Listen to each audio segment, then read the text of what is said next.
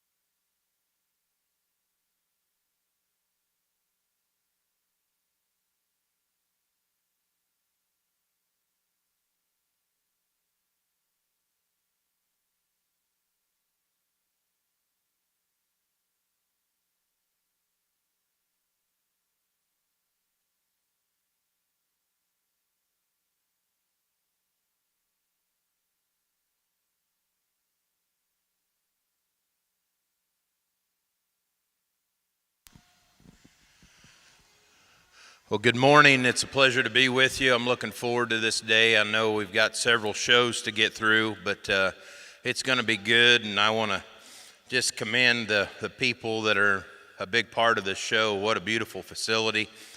They have it set up, and it's just going to be fun. Female that wins this class, the short-eared heifer, is really, really nice. I think she's a nice complement of the two cattle in second and third. She's just so broody in her makeup. She's the soundest female here in this lineup, and then with all of her power and broodiness and stoutness, that female really has a great look to her up through the shape of her neck, and I like the leatness that she has and her hip and hind leg quality. The female in second has the most weight per day of age. She's the highest performing, the stoutest, the longest bodied female. She's maybe just not quite as correct as the female that wins the class, but a really broody, powerful female. I looked at the heifer in third for quite a while because I like her refinement. I like the smoothness of that female. She has a really good shape to her, just not quite the body, and I think she maybe just gets a little bit piecier up through her front end and her shoulder. And then we finish out the class with a pair of lower performing heifers that maybe just get a little tighter in their structure, but a really nice class to start off with. Let's give them a good hand. Your results for Class 1, first place goes to entry 134, AIJCA, Miss Cool N1ET, owned by Mackenzie Neal from Lewisburg, Ohio. Second is entry 132, APL, Booley Whitney 510, owned by Anna Link, Rio, Illinois. Third place is entry number 129, APL, Booley Wanda 505, owned by Anna Link, Rio, Illinois. Fourth is entry 133, PF Miss Bella 5004, owned by Connor Briggs from Chariton, Iowa. And fifth place goes to entry 131, JS Lady Starflower 501, polled, owned by Madison Rump, Burton, Kansas. Those places again for Class 1 go 3, 5, 2, 4, 1. In the ring next, we have Class 2, and would like to thank CK Cattle from Highmore, South Dakota, as your Class 2 sponsor.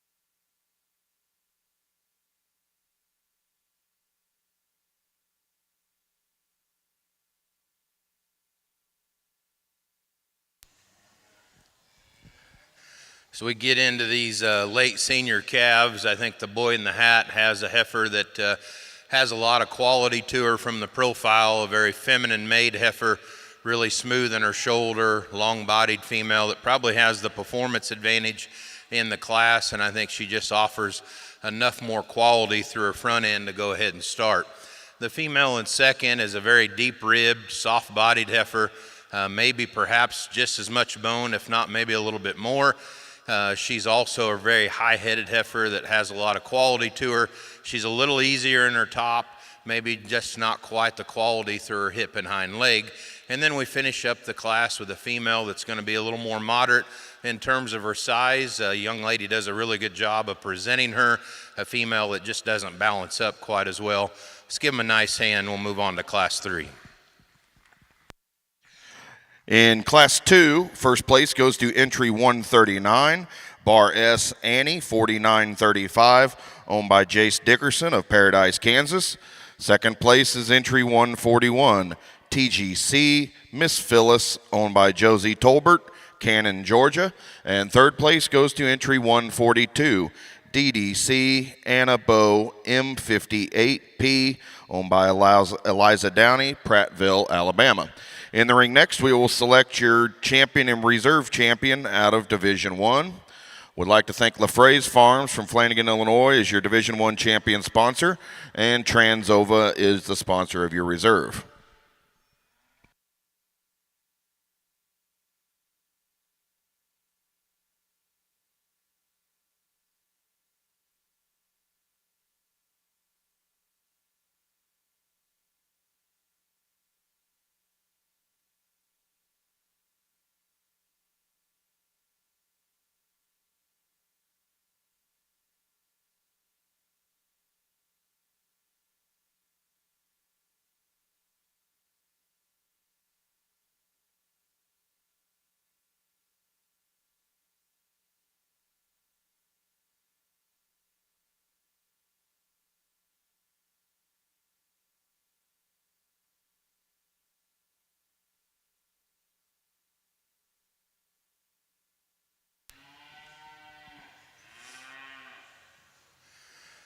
Well, good division to start off with, and I'm not going to spend a lot of time going back and rehashing exactly what I just said a little bit ago, but it's a good division.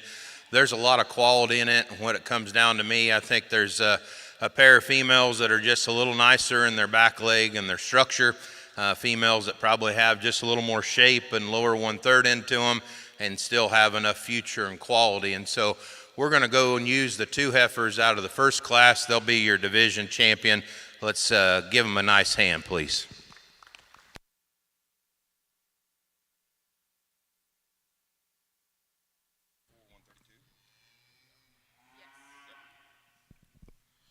Your Division 1 champion is entry 134, AIJCA Miss Cool in 1 ET, owned by Mackenzie Neal, Lewisburg, Ohio. And your Reserve Division champion is entry 132, APL Booley Whitney 510, owned by Anna Link, Rio, Illinois. Next in the ring, we have Class 3.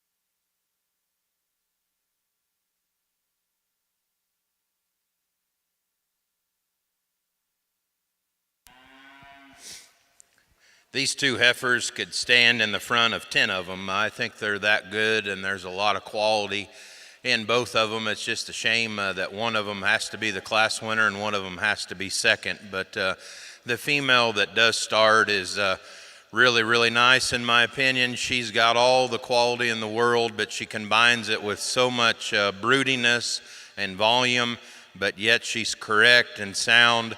I really like her up through her front end and how she's structured down at the ground in her front foot, and she's just very, very high quality in terms of her hip and hind leg. At the standstill and how this young lady presents cattle is certainly very, very good. She's got a really strong top. There's a lot of shape.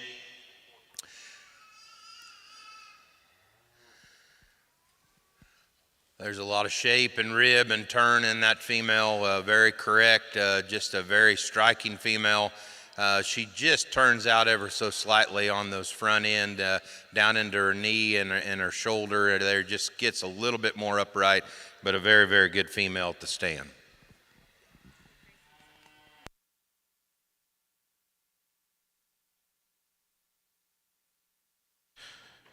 Your results for Class 3, first place is entry 146, BFWGB Paisley 440, owned by Brecky Barnard from Foosland, Illinois.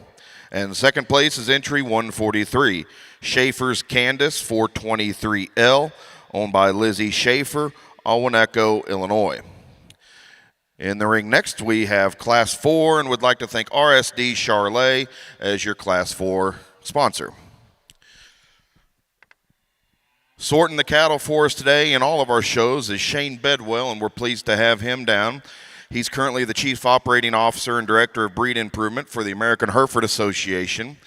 He also works closely with AHA's genetic evaluation as well as the National Reference Sire Program. Prior to AHA, Shane was the professor and judging coach at Colorado State for 8 years, where he coached many successful and championship teams, included being named Reserve National Champions in 2012 and winning the American Royal in 2013. He received his associates from Butler County Community College in 2002 and his bachelor's degree in animal science from K-State in 2004. He completed his master's program in beef cattle nutrition from the University of Illinois in 2007. Shane has had the opportunity to judge cattle in 33 states, including all the major shows, Oklahoma Youth Expo, San Antonio, Arizona National, among many, many others. As well, he's been invited to judge international shows in Canada, South America, and Australia. Shane was raised on a cow-calf and a stocker operation near Medicine Lodge, and he helps manage his family's cow-calf operation today, which consists of a rotational cross of Hereford, Angus, and Red Angus. He and his wife Lacey and their 2 children, Keely Rose and Chisholm, reside in North Kansas City. Would like to thank again Shane. Do a great job today, and we appreciate you coming down.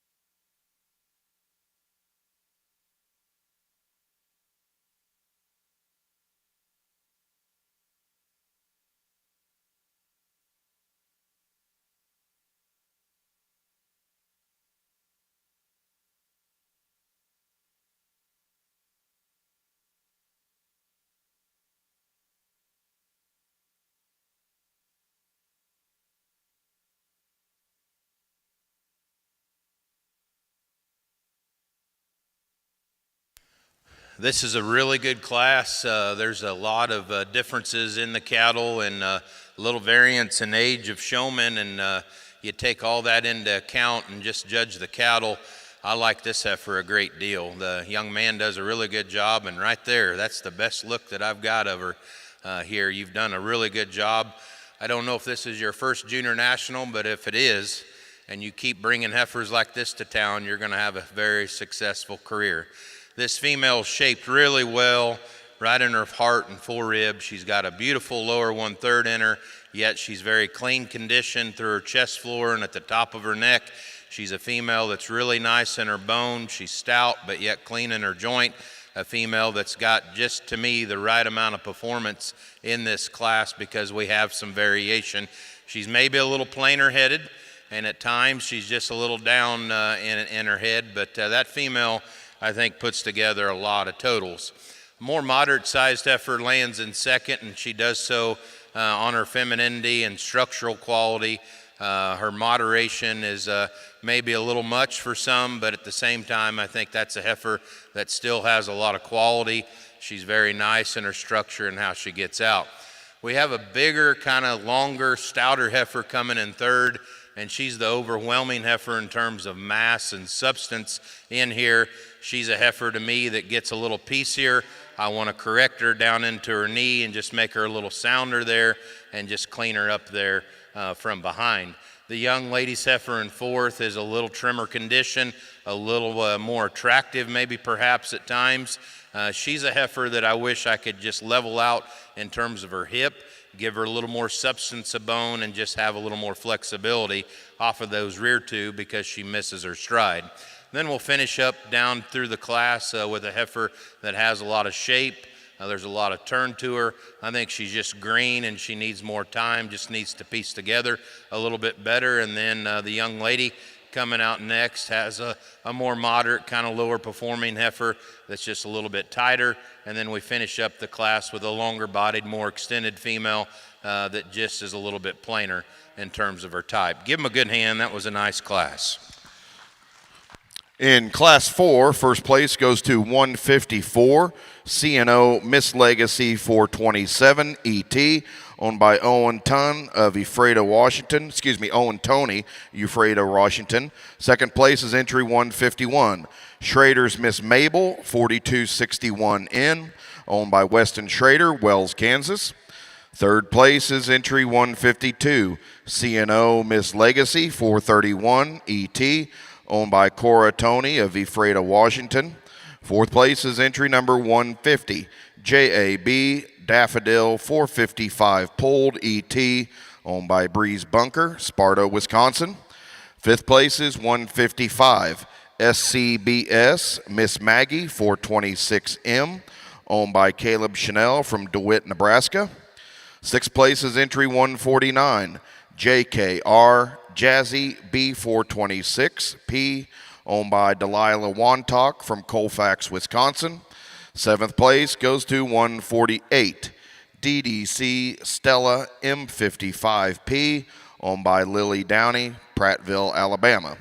Those places again for Class 4 go 7642315. In the ring next, we will select your champion and reserve champion out of Division II. Would like to thank J&A Ranch as your Division II sponsor, and your reserve is sponsored by Double W Charlet in Verona, Missouri.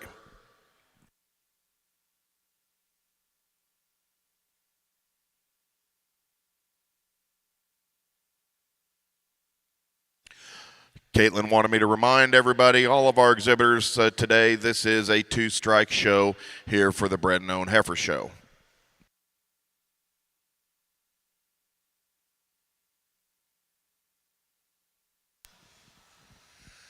Well, another really good division. Several nice heifers in here that can stand a little more heat and quality. But I think as they come back in here, you have to be impressed with just the level of where these young people have these cattle at. And so a very good division. Again, give them a big hand. Cheer them on here, folks. I'm going to use the two out of this first class for your champion and reserve.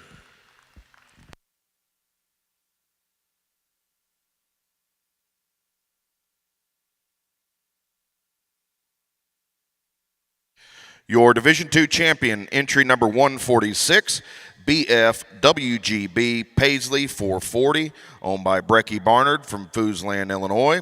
And your reserve champion is entry 143, Schaefer's Candace 423L, owned by Lizzie Schaefer, Owen Echo, Illinois. In the ring next, we have Class 5, single entry in this class. I'd like to thank the Iowa Junior Charolais Breeders Association as your Class 5 sponsor.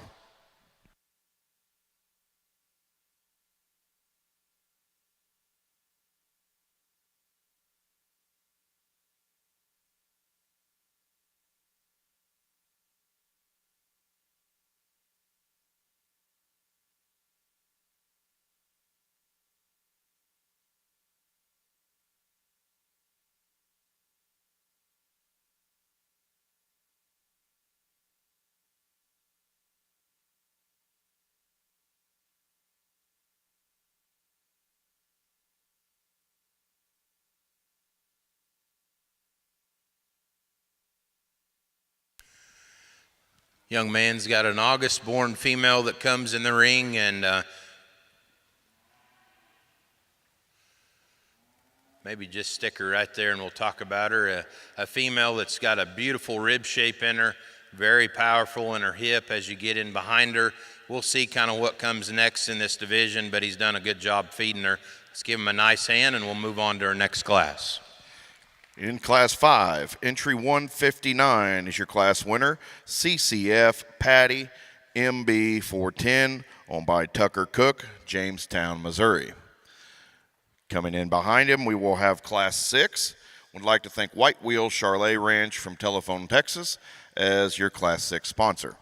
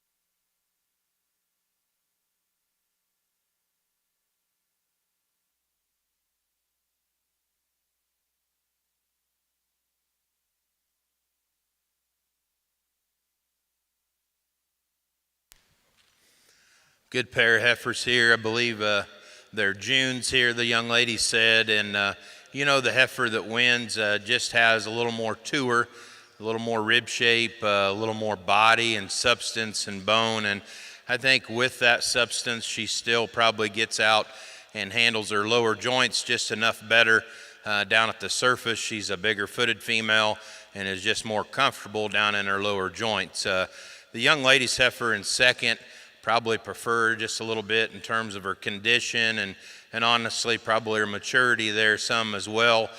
She's a very clean fronted heifer. She's very feminine there at the top of her neck. She does have a lot of shape to her. for no more condition than what they have on her. My hang up with her is just how she comes off of her rear two. She's just a little bit too tight down there in her pasterns for me, but a good pair of heifers.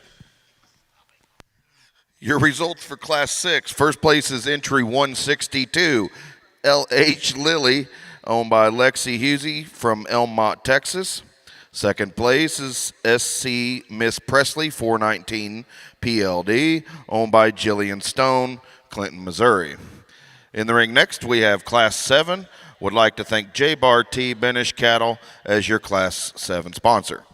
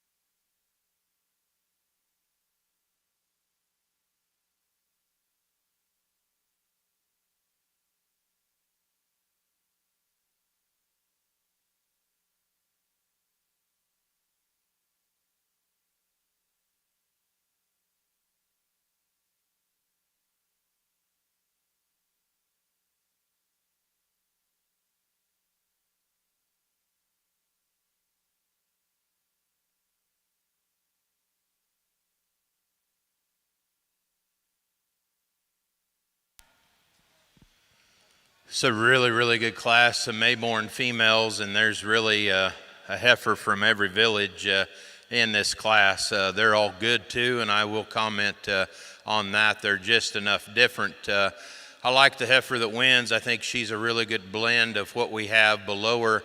She's a female that just has enough of everything, and she's really, really nice on top of it. Female that's extremely broody. I like the size, I like the maturity of where she's at. She's extra sound in how she gets out and goes, and I think there's just a little bit more. I'm more comfortable with her lower 1/3 and the turn to her.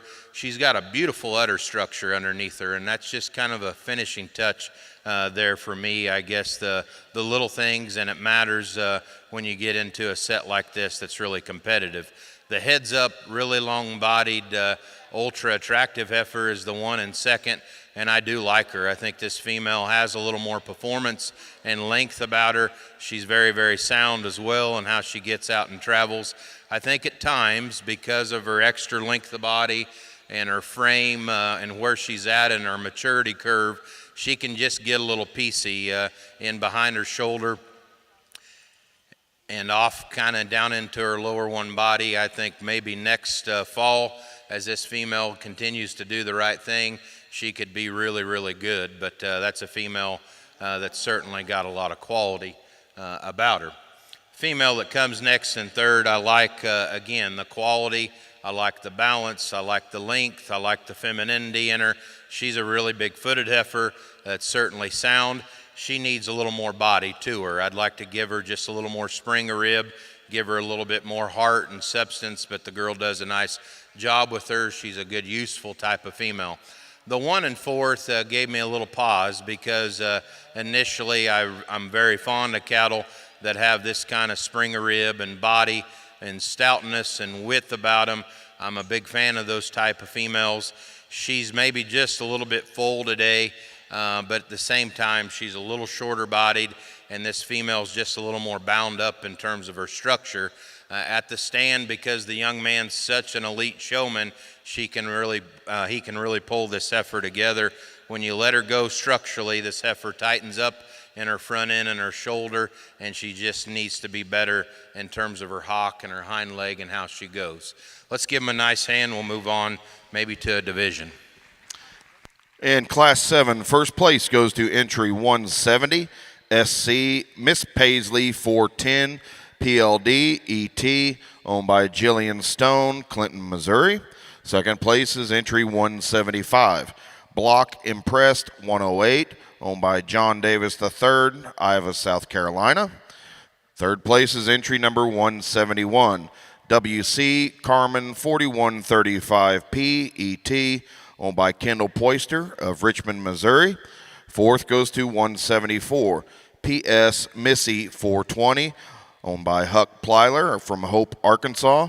And fifth place goes to 166, JLM Miss Willow's Brightside, owned by Elena Rueles from Laredo, Texas. Those results again for Class 7. Go 5-1-3-4-2. In the ring now,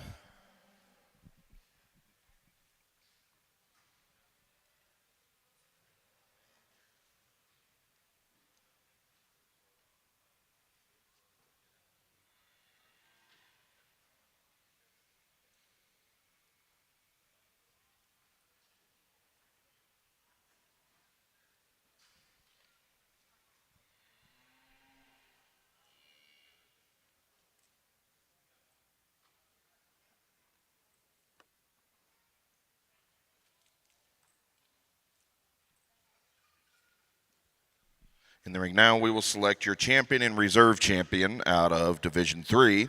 Would like to thank Bina Charlet as your sponsor for your Division 3 champion. Reserve is sponsored by the Kansas Charlet Association.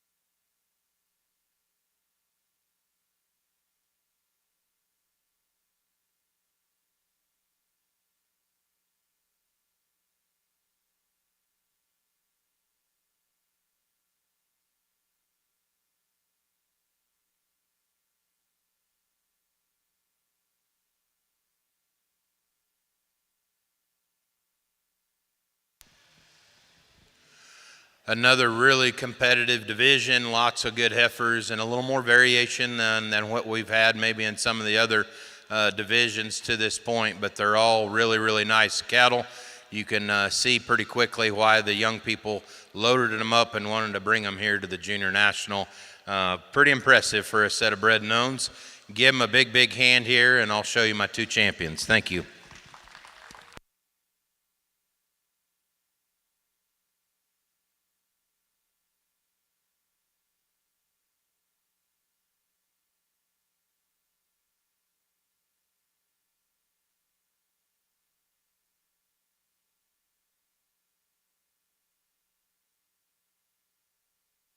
Your Division 3 champion is entry number 170, SC Miss Paisley 410, Pulled ET, owned by Jillian Stone from Clinton, Missouri.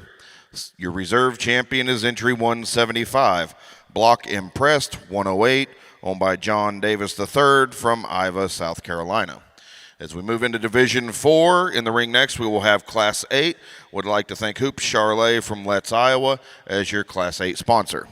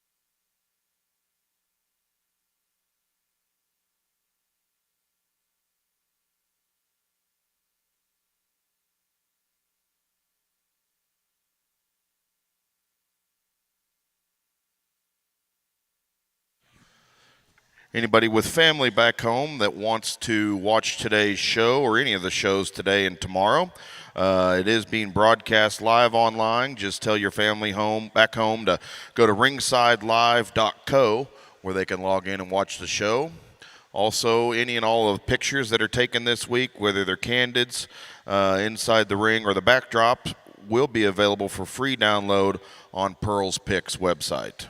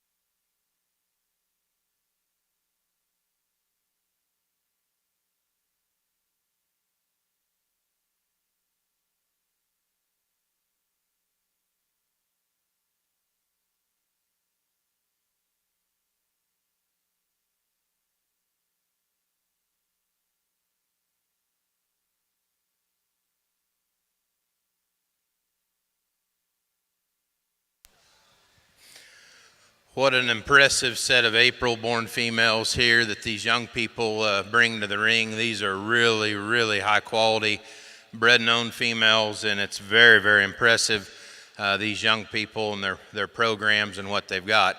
The female that wins the class is pretty overwhelming in my opinion. She has just an elite amount of presence and quality to her, and then she is the stout, absolutely massive bodied and centered female, but it doesn't take away from her balance because you're getting a good look of her right there, a female that's so good in terms of her hip and her hind leg. I love the extra forerib and substance in her. I also call her the fresher kind of female here in the class. She gets out and moves just fine. I don't know if she's the soundest heifer in this class, and the one behind her has a little more foot size, a little more bone and substance, but she's certainly sound enough for me and just is overwhelming in my opinion. The female in second, like I said, is extra sound and very good in her joints. I love her foot quality. She's a very striking heifer when you study her from the profile. I love the strength in her top. Again, she's a female that has that elite 1/3 into her in terms of her back leg and how she goes. Just a little bit plainer in my opinion and doesn't hit you quite as hard as that female that wins the class.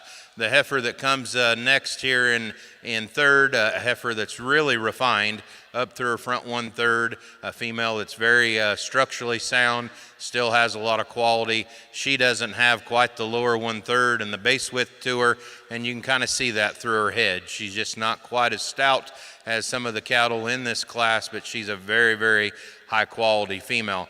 There's times, and this heifer was the first in the gate, and I said, man, this is a heifer that could win the class, and she does give you that heads up, really high quality look. There's a tremendous amount of shape in her as you get in behind her, and I like the femininity and I like the condition in her compared to the heifer that sets in fifth. At times, though, this heifer can get a little piecey in behind her shoulder. She's a little more up there in her flank, and I just like to smooth her out some. And then when she gets to that point, I think she'll be a handful, a really, really nice heifer, just a little piecey for me today. The heifer in fifth, in terms of body and broodiness and volume, I certainly like the doability and the extra substance in this heifer when you get in behind her. She's starting to push too much condition for me up over the top of her neck and her crest. And then both of those heifers, I thought maybe just got a little short in terms of their stride, but a very high performing heifer. The one that comes next in six is a real moderate, big-bodied, broody type of heifer. There's a lot of doability in this female as well. She's a little shorter coupled and gives up some of the elite balance that we have in the top end of this class. Another really long-bodied, extended female that comes out next that just has a little bit more tightness in her heart and her forerib, and I'd like to just deepen her down and give her a little more broodiness. The rest of her class is still filled with very competitive entries. The young people have done a really good job. Give them a nice hand. We'll move on to our next class. In Class 8, first place goes to 187, Block SHRL L Miss Pop Style 104, owned by John Davis III from Ivy, South Carolina. Second is entry 185, Birchie Henricks Hot Pepper 4507 ET, owned by Brixton Birchie from Oneida, South Dakota. Third place is 188, KTS Dolly 401, owned by Tristan Cisco from Oto, Nebraska. Fourth place is entry 176, APL Booley Alice 409, owned by Anna Link from Rio, Illinois. Fifth place is entry 183, Bar S Bombshell 4157, owned by Jace Dickerson from Paradise, Kansas. Sixth goes to 182, BC PF Miss Tina 4404, owned by Chloe Briggs from Chariton, Iowa. Seventh is entry 180, KW Miss Smokin' Generation 419M, owned by Emily Menatrea from Cameron, Texas. Eighth place goes to 177, TC Journey M319, owned by Tatum Carlson from Henry, Nebraska. Ninth place is entry 179, THCC Jenny Lind 421M, owned by Sarah Mead from Aurora, Nebraska. And 10th place goes to entry 178, MUEL, Miss Sweetums ET, pulled, owned by Blake Mueller from Lincoln, Nebraska. Those results again for Class 8 go 4-8-10, 9-7, 6-5 scratch, 2-1-3. In the ring now we have Class 9 and would like to thank Grand Hills Cattle from Fort Collins, Colorado as your Class 9 sponsor.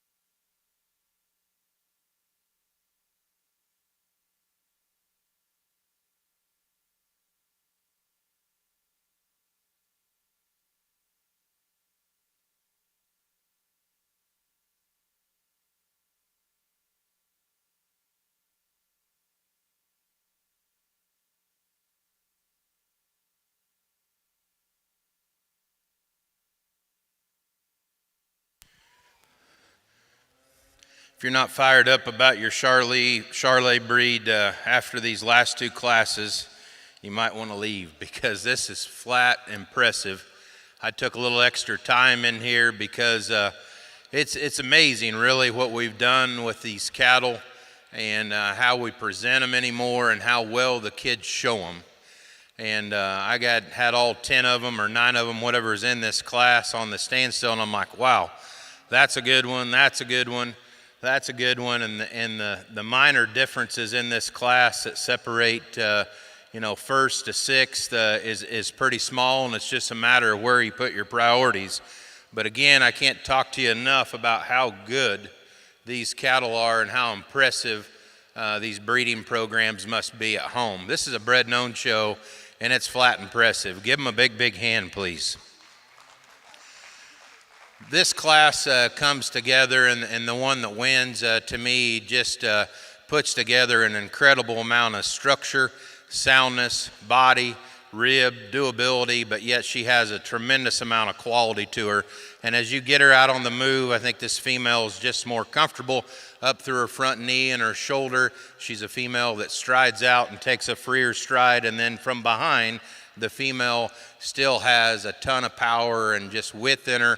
Her lower 1/3 is more genuine than the heifer that sets in second, and so a very impressive class winner. The female that does come in second, this young man is a really good stick and gets her head up out of her. I love the strength in her, right in behind her shoulder, and just the genuine shape and the condition that she comes to us in. She's probably just a little bit fresher than the heifer that even wins the class. This female, when you set her in motion, she's just a little tighter than what I prefer. She doesn't have as much body. I think she's got plenty because she's got a beautiful rib shape in her. It's just her structure that gets me a little bit tied up relative to that class winner. The female here in third, the young man does a really good job, and when you just start putting the big holes in her, I find it hard to, because this heifer is attractive enough.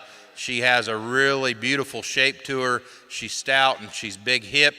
There's actually some forerib in her, and then you take her to the ground, she's a big-footed heifer that has that extra substance, and then it all comes together. Is she as clean-necked and as maybe as attractive as the two right in front of her? No. Could her tail head just be a little bit better? Probably so, but that heifer, I think, in terms of just a breeding piece, is really nice, and I appreciate the condition that she comes in relative to the amount of body.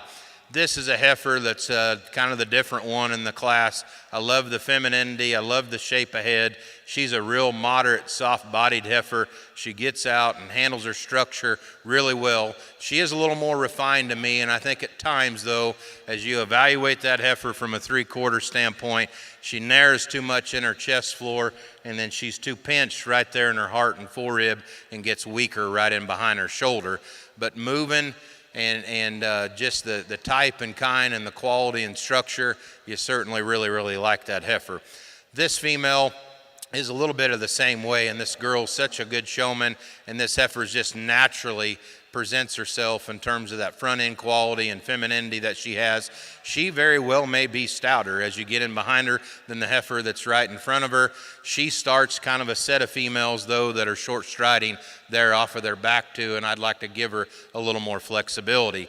Again, this heifer that comes next in this lineup, I like the turn, I like the dimension, I like the strength atop, and again, another very, very competitive showman that presents her heifer in a very good way at the standstill. It's structurally that I have a problem with her. When she gets moving, she's just a little bit more jammed up.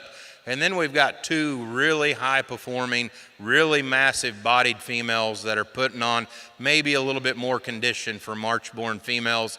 I'd like to tone them both down and just clean them up there in their condition, but you can't overlook the density and the mass that both of these heifers bring. This girl's heifer is just enough longer, and I think just a little bit stronger in terms of her look. A real moderate, a massive heifer next that has a lot of bone and substance. Both of those heifers I just like to clean up. Then as we work down in our class, we have a set of females that are maybe a little typier, a little cleaner in terms of their condition, but at the same time it was either structure or balance or quality or both that kind of sorted them on down the line. A very impressive class again. Give them a big, big hand.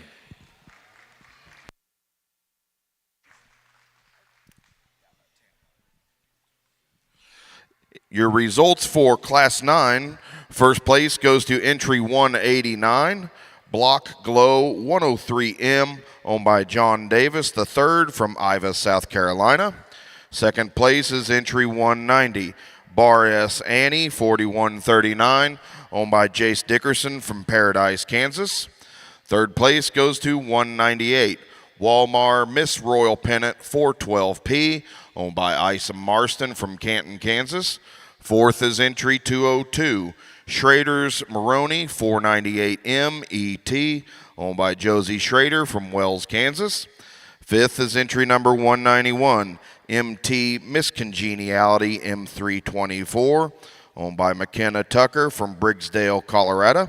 Sixth is entry 194, Birchie MCC Nikki 6 4505 ET, owned by Bevan Lynn Birchie from Oneida, South Dakota.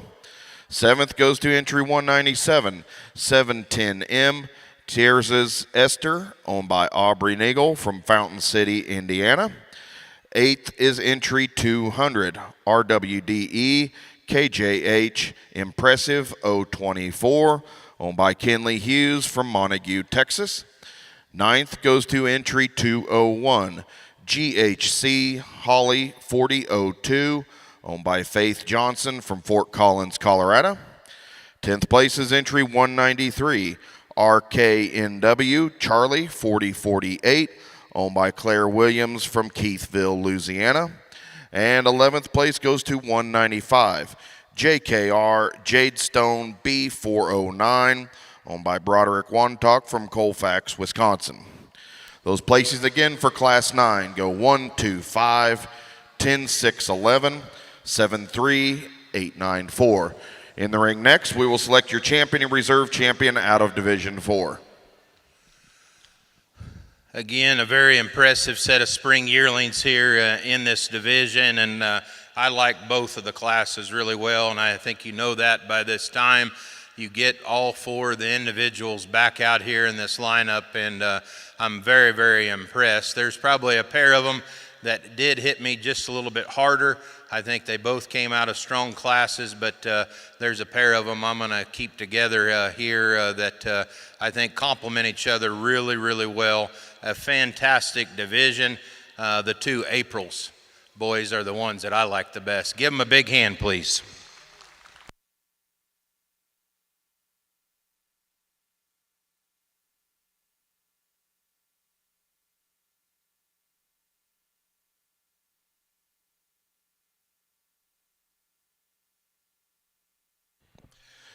In Division 4, your division champion is entry number 187, Block SHRL Miss Pop Style 104, owned by John Davis III from Ivy, South Carolina.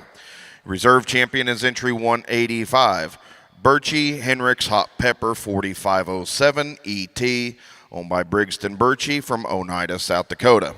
As we move into Division 5, in the ring next, we will have Class 10. Would like to thank the Kansas Junior Charlet Association as your Class 10 sponsor.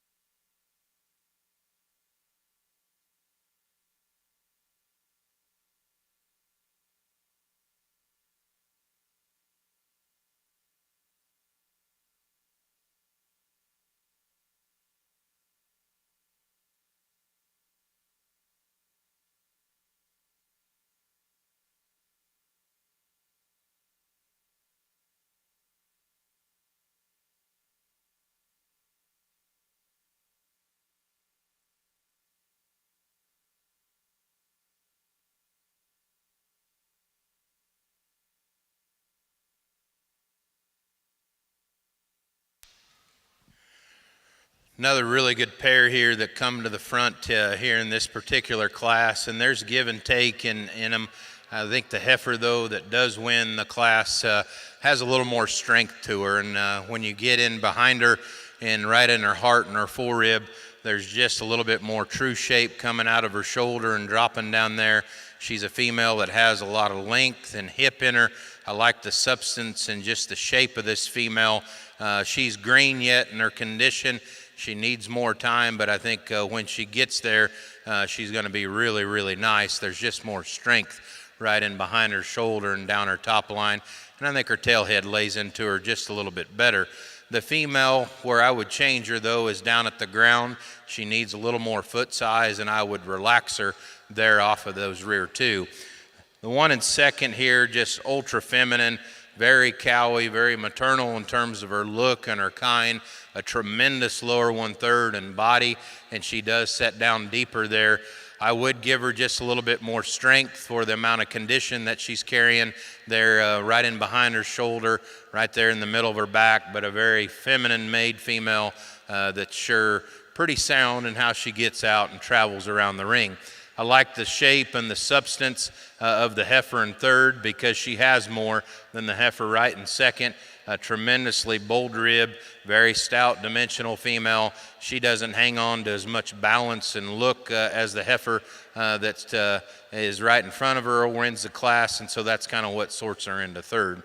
The female that we'll finish the class with, again, another moderate, big-bodied female that has plenty of dimension and substance to her, just a little bit plainer, though, in terms of her look and quality. Give them another hand, another outstanding class.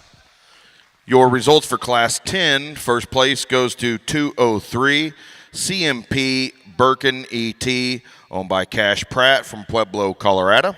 Second place is entry 204 Schrader's Melania 497M ET, owned by Josie Schrader from Wells, Kansas. Third place is 205 BF WGB Dolly 414, owned by Alex Barnard from Foosland, Illinois. And fourth place is entry 207 PJD Miss Smoky Outsider 224, owned by Peyton Dorr from New Iberia, Louisiana. Placings again for Class 10 go 1, 2, 3, 4. In the ring now we have Class 11. Would like to thank JK Charlet Ranch as your Class 11 sponsor.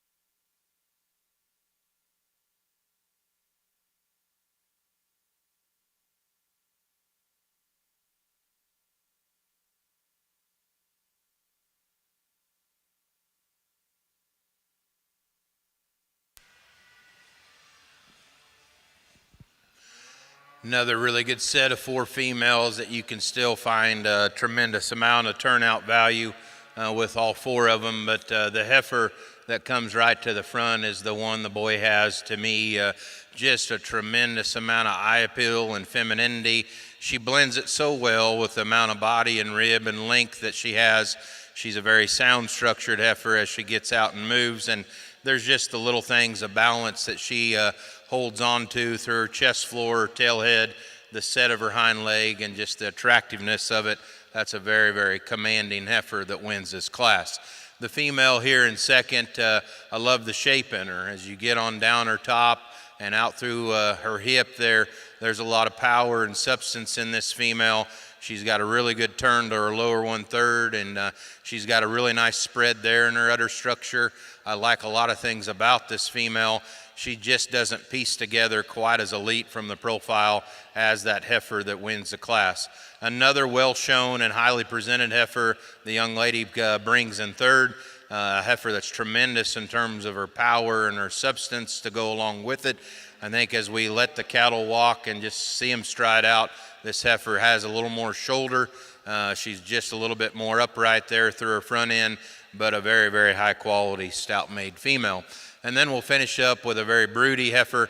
It's got a tremendous amount of doability and good in her. Structurally, again, she's just a little bit more restricted there off of either end. Give them a nice hand. Another really good class. Your results for Class 11, first place goes to entry 210, ODW Gwyn 142M, owned by Owen Weisinger from Fort Madison, Iowa.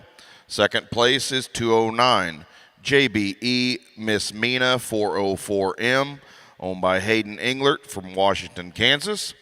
Third place is 211, JAB Medusa 404 Polled ET, owned by Breeze Bunker from Sparta, Wisconsin.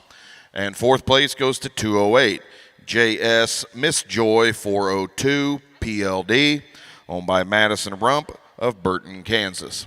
Results again for Class 11 go 4-2-1-3. In the ring now, we will select your champion and reserve champion out of Division 5. Would like to thank Schrader Ranch and Hunt family as they are your sponsors of your champion and reserve respectively.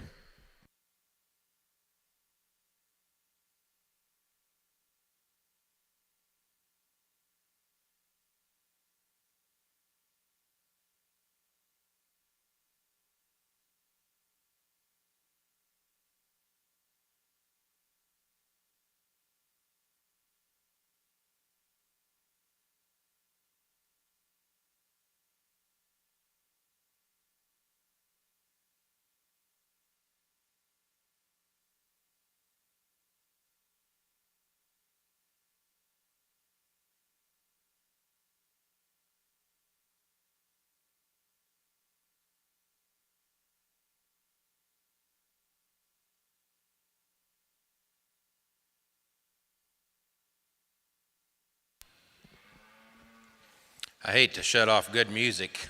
It's been all good all morning, but this division again is just another one that's going to add a lot of quality. Tremendous hats off to the young kids in this division because it's just as good as any of them that we've had to this point. And so with that, please put your hands together.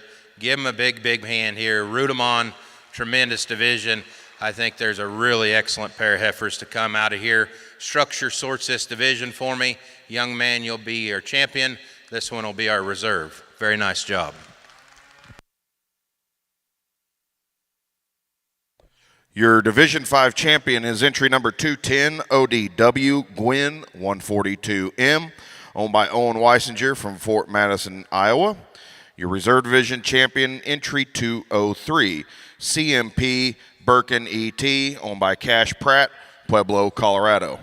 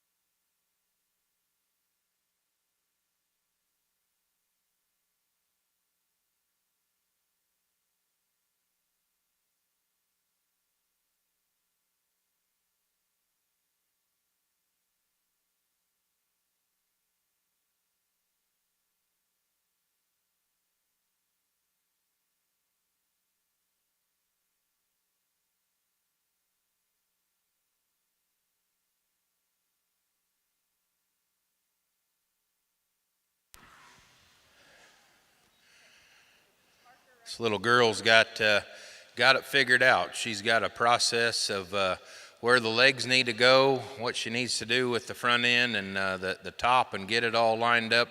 There's been a lot of time spent at home with this project, and you're going to win your class at your junior national. A very nice heifer, a tremendous amount of rib and body, and I think relative to the heifer in second, she just blends together with a little more balance. She's a cleaner condition heifer relative to her composition. A very nice heifer to start. The one in second most closely follows her. I like the rib and the body in her, the substance and doability again. She just doesn't piece together quite as smooth as the one that does win the class. A very long-bodied heifer coming next in third.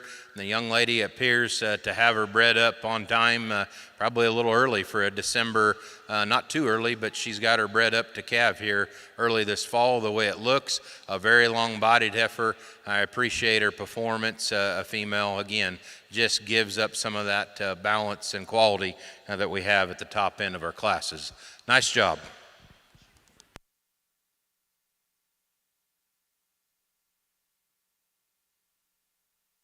Your results for Class 12, first place goes to 213, TKB Rosie 983A, owned by Elsie Birchie from Flanagan, Illinois. Second place is entry 212, LZK Shania's Smokin' Chick, owned by Kinsley Harris from Hepler, Kansas. And third place goes to 214, DDC Iris L60P, owned by Marie Downey from Prattville, Alabama. In the ring now, we have Class 13, and would like to thank Daldav Charlet as your Class 13 sponsor.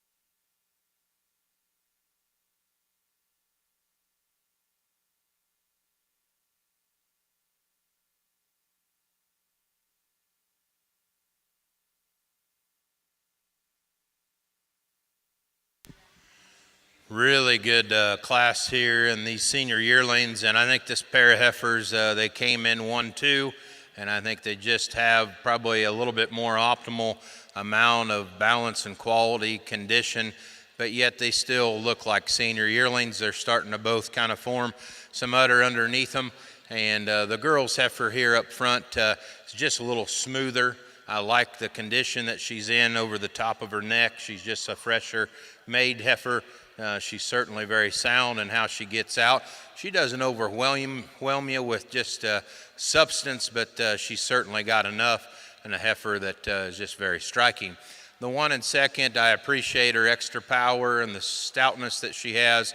She's got a really good rib shape in her. She's a female that just pushes a little bit more, maybe up through her front end, through that front 1/3, but I like the balance that she has from there back, and she's very, very powerful and genuine in her composition. The female coming next in third, I love the density in.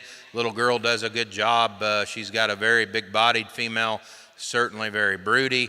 Looks like she's bred up. You could maybe clean her up some. Little girl maybe this way. Maybe clean her up there in that udder just a little bit and shorten her teats up a little bit, but a female that certainly has a lot of power and doability about her. This girl does a good job of presenting her female that's very similar. She's got a lot of body and length in her, pretty sound, useful, kind of structured heifer. I'd like to see a little more udder development underneath this female for the amount of condition that she's carrying. And then as we work on down, this boy's got a real interesting heifer. When she's parked, that heifer has some length and strength down her top line. She's starting to show an udder structure in her. She's a little coarser up through her head, a female that just doesn't want to present herself. And then as we finish out the class, we have a longer, smoother heifer versus a red female that's stouter and thicker. I thought the young man's heifer next to last was just a little sounder, and that's what sorted that pair. Thank you.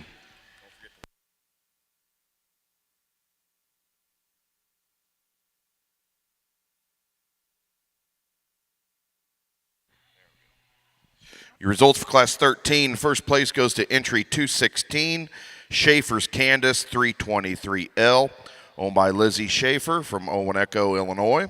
Second place is 217, JS Lady Empress 385 PLD, owned by Madison Rump, Burton, Kansas. Third place goes to entry number 220, 4N Miss Alley 318 ET PLD, owned by Macy Naylor from Telephone, Texas. Fourth place goes to 221, Barron's Miss Copycat, owned by Sarah Barron, Mount Vernon, Kentucky. Fifth place goes to 223, JS Lady Hope 383 PLD, owned by Colton Rump from Burton, Kansas. Sixth place is 218, KH Diablo Winks at Her, owned by Cole Harris from Hepler, Kansas. And seventh goes to entry 222, JASR Cinderella 146L, owned by Cody Jedlecka, Koshkonong, Missouri. Those results again for Class 13 go 1, 2, 6, 3, 4, 7, 5. We're going to pause just a quick moment, but in the ring soon we will have our champion and reserve champion selection from Division 6.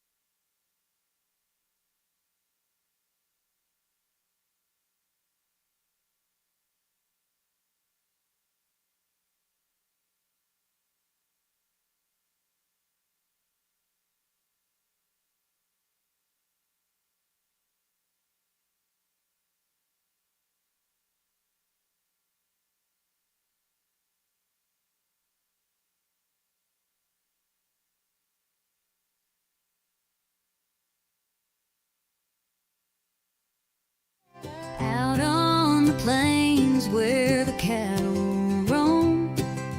Ryan and Ashley built their home. Since 2014, they've made their mark. Under Missouri skies, they've lit the spark. Welcome to Missouri, where the champions grow. Chevrolet, pride in the fields they sow.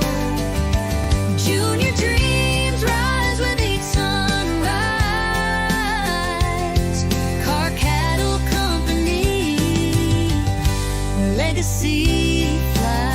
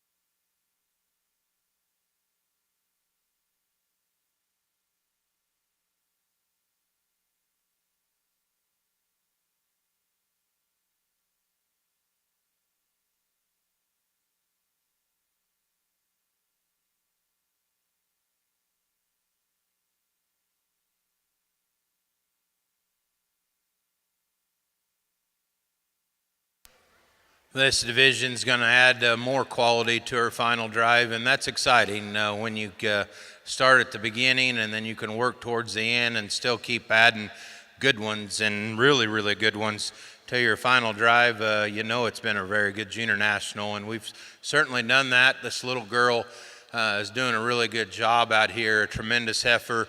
But I kind of favor probably the two heifers out of this last division. I think there's just a little more length. There's just a little bit more balance in them. Let's put our hands together for all four of them. They've done a nice job out here at your show. I'm going to use the two out of the last class.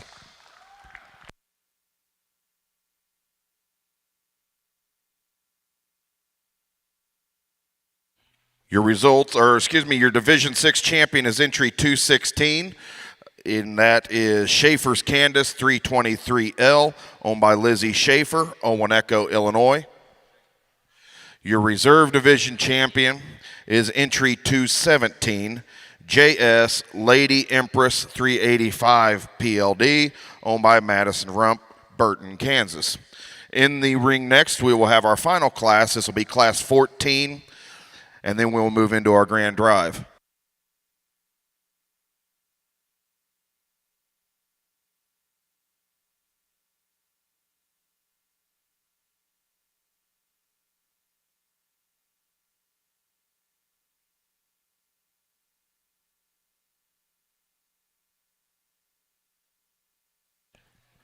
As we're getting ready, soon going to be moving into our grand drive following this class and division.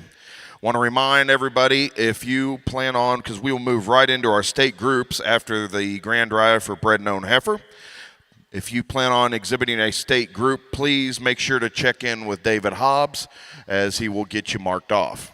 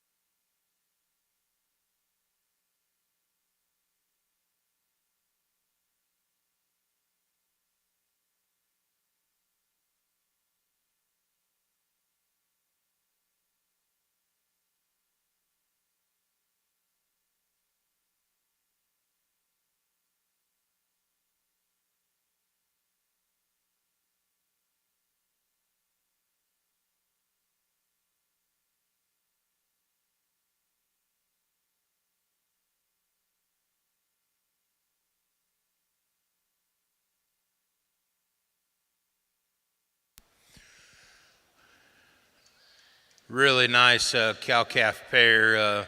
Young man says she's a 4-year-old, and man, what a beautiful shape that she presents herself in. They've done a good job managing this female. I love her udder, and it ties real close into that body wall. Appears to be really good milk flow in her. She's got a really nice set of teats and spread there underneath her. The heifer calf certainly has some quality about her, and a very sound, structured, very useful kind of a cow. And so my only congratulations that I'd tell you is that I wish there was more of them in here because she can stand some competition. That's a nice pair. We'll see how she stacks up here in this final drive, but very commendable pair and worthy of a division win here at the Junior National. Give them a nice hand, please. For Class 14 in our pairs, and this will also be your Division 7 champion, is entry 225, Schrader's Miss Pearl 1275J ET, owned by Weston Schrader from Wells, Kansas.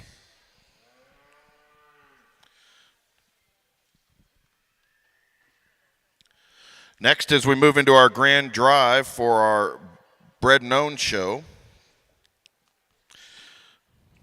your lineup today will include, out of Division 1, champion entry 134, Mackenzie Neal from Lewisburg, Ohio.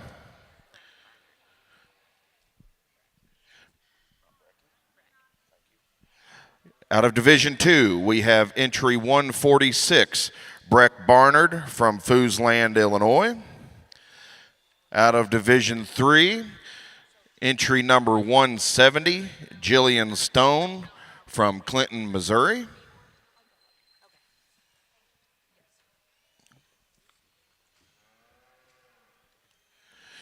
Your Division 4 champion is entry number 187, John Davis III from Ivy, South Carolina. Coming out of Division 5, your champion was entry 210, Owen Weisinger from Fort Madison, Iowa. Out of Division 6, we have Lizzie Schaefer, entry 216 from Owoneco, Illinois. And your recent Division 7 champion is entry number 225, Weston Schrader in Wells, Kansas. Your reserve champions that'll be coming out from Division number 1, entry 132, Anna Link from Rio, Illinois.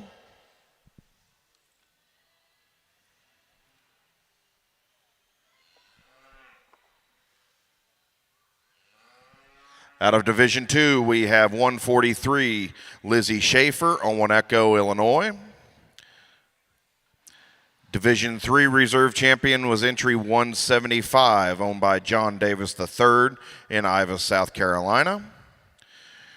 From Division 4, we have entry 185, Brixton Birchie from Oneida, South Dakota. Your Division 5 reserve champion was entry 203, Cash Pratt, Pueblo, Colorado.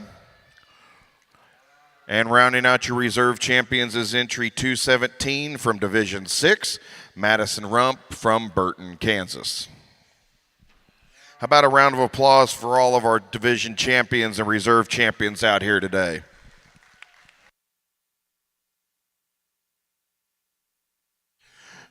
Your grand champion Bred and Owned heifer today is sponsored by ECP Cattle Company, and also will be the recipient of a $1,000 scholarship that is sponsored each and every year by Big Creek Charlet and the Carol Dowdy Memorial. Your reserve champion is sponsored by Cork Cattle Company in memory of Rex Ricketts. Third overall champion will be sponsored by Harris Livestock. Hargrave Cattle Company is the sponsor of your fourth overall champion, and Gaffney Family Cattle will be the sponsor of your fifth overall champion.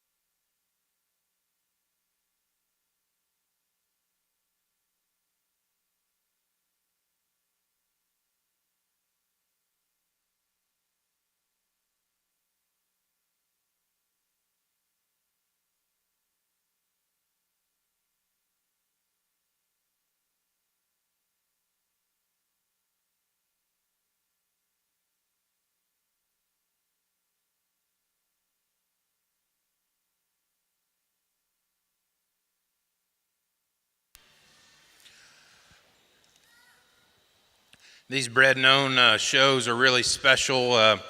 My family, daughter and son, they're getting going strong, and we take a lot of pride in the bred and own show, and it's obvious that your association has pumped sponsorship and taken pride and put an effort into making this one really, really good. Or else the quality and the cattle and the people wouldn't be here. And so to all the sponsors, to all the people, to all the scholarship donors to make a Bred and Owned show possible, give yourselves a big round of applause, because this is impressive. This is really, really impressive as you study old Frosty right down at the front all the way to the cow-calf pair. You can find value in every single one of these division winners. They're very, very intriguing, I think, as in breeding pieces, and then they're just flat good. I'm not going to go back and break down each and every one of you, but I do think there is a female in this lineup that ties together everything that I like to a very, very high degree. I think she's a very commanding winner, and then it tightens up from about second to about 7 heifers out here to finish out your top 5. And so whoever came up with the top 5 idea, I think it's a really good thing, because it would be a shame just to select 2 out of this really, really strong lineup. Again, bred and owned programs are incredibly important to the future. This is the future of your breed, and Charolais breeders and enthusiasts, I think you're in really good hands. So one more time, put your hands together for an outstanding lineup, a really awesome set of kids, and I'll show you my top 5.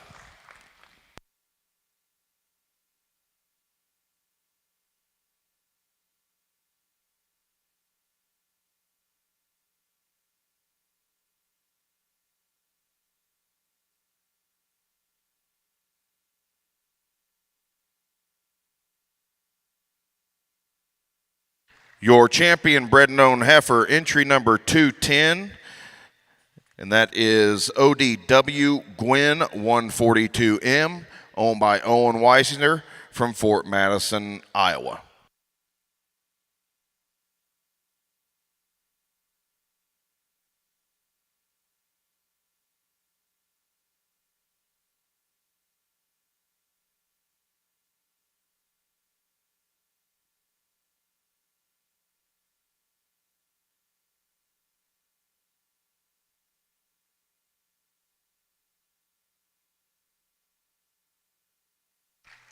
Your reserve champion is entry number 187, Block Sherrill L Miss Pop Style 104, owned by John Davis III in Ivy, South Carolina.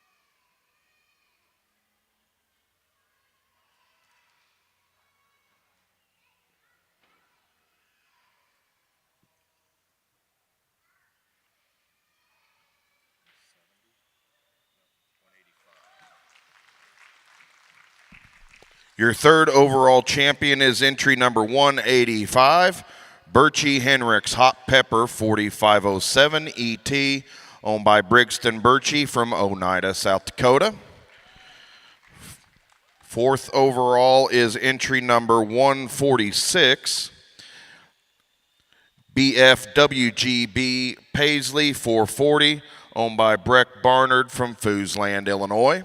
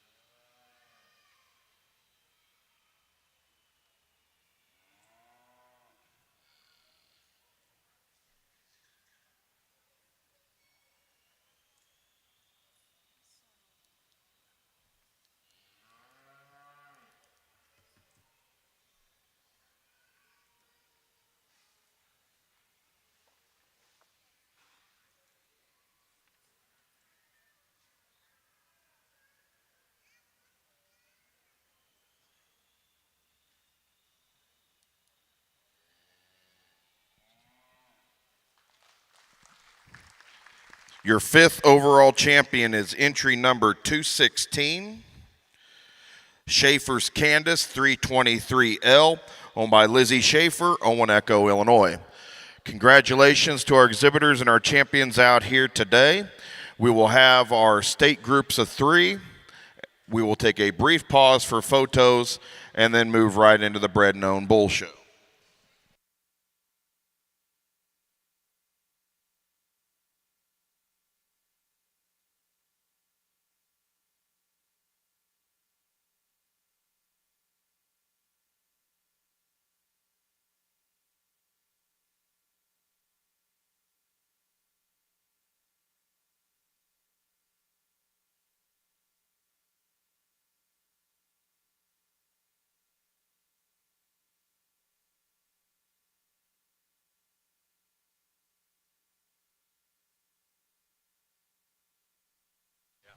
Again, if you've got a state group of 3, bring them out into the ring.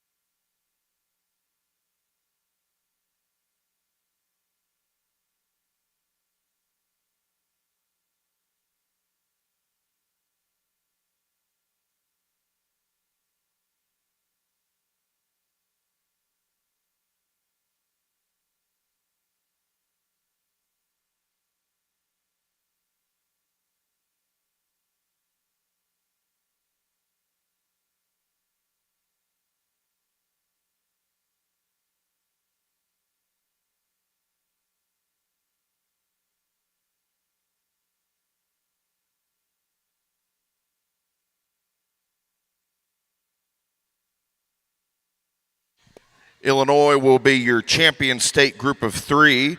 Your reserve champion state group of 3 will be Colorado. Again, we will take a pause for pictures and then move into our bull show.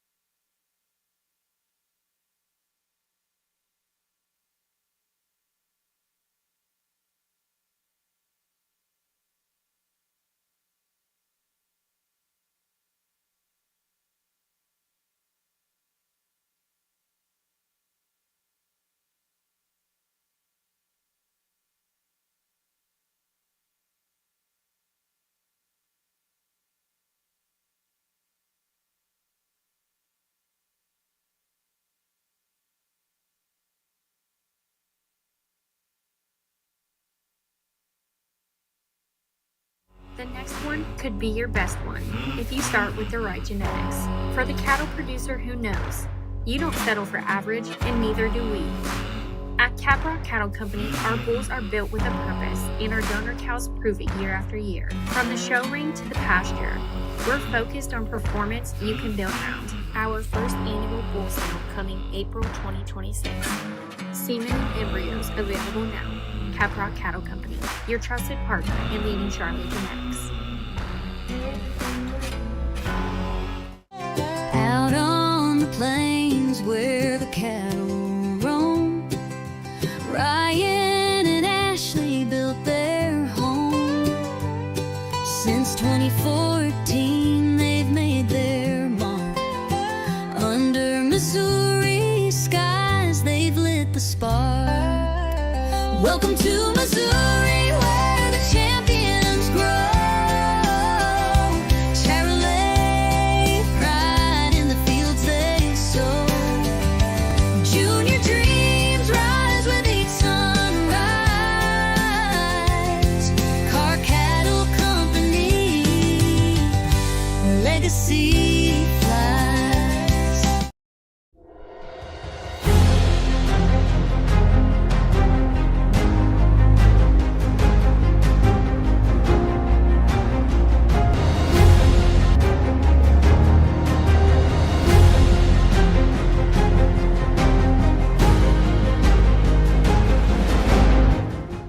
excited to have stout, sound, and functional cattle.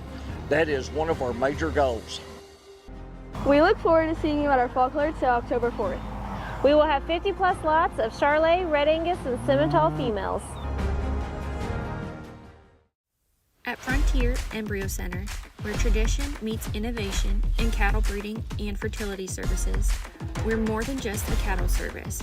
We're your partner in elevating your herd's genetics. Our 60-day pregnant reset program and 6-month wean calf program are designed to maximize your genetic potential. With premium reset cows that are always on hand, health tested and selected for their docile and maternal traits, we handle the hard work so you can focus on growing your operation.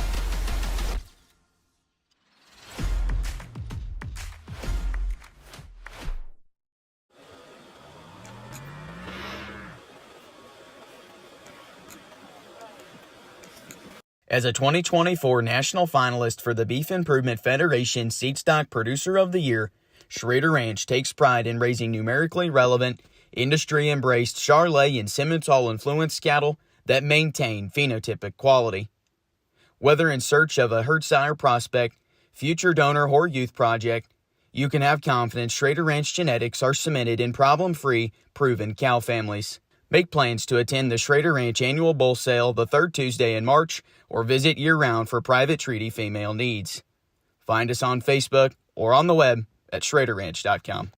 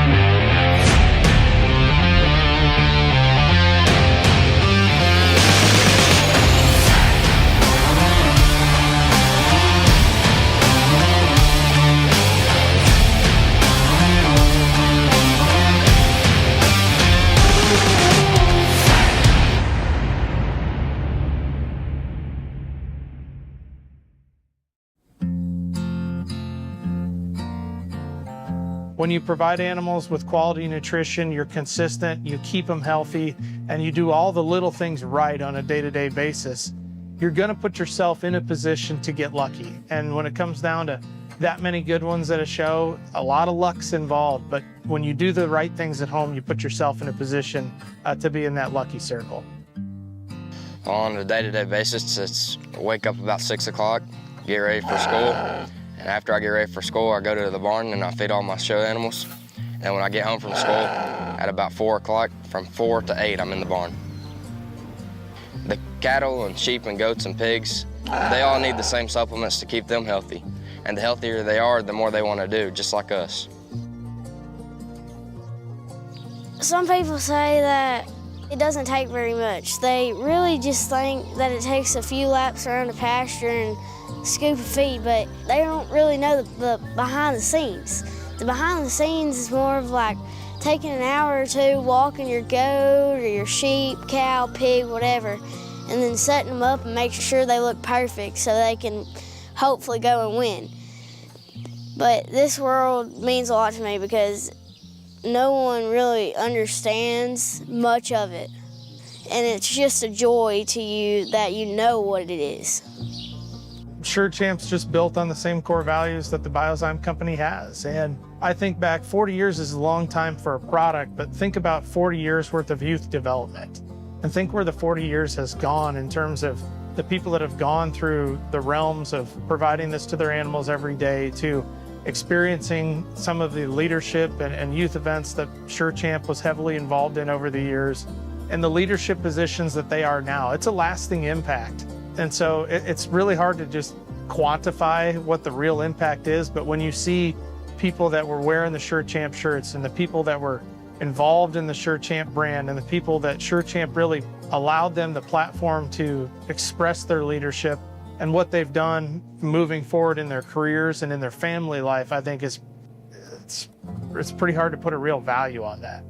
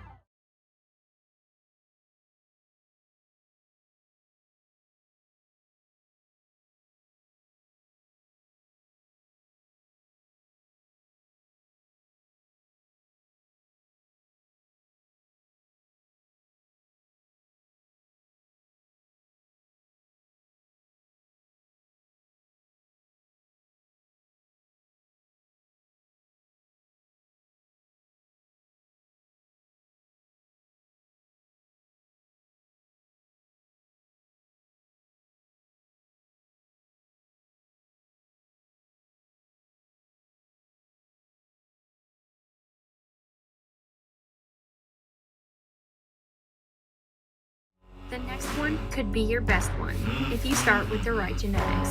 For the cattle producer who knows, you don't settle for average, and neither do we. At Caprock Cattle Company, our bulls are built with a purpose, and our donor cows prove it year after year. From the show ring to the pasture, we're focused on performance you can build around. Our first annual bull sale coming April 2026. Semen and embryos available now. Caprock Cattle Company, your trusted partner in leading Charlotte genetics. Out on the plains where the cattle roam, Ryan and Ashley built their home. Since 2014, they've made their mark. Under Missouri skies, they've lit the spark. Welcome to Missouri, where the champions grow. Chevrolet, pride in the fields they sow. Junior dreams rise with each sunrise. Car Cattle Company, legacy flies.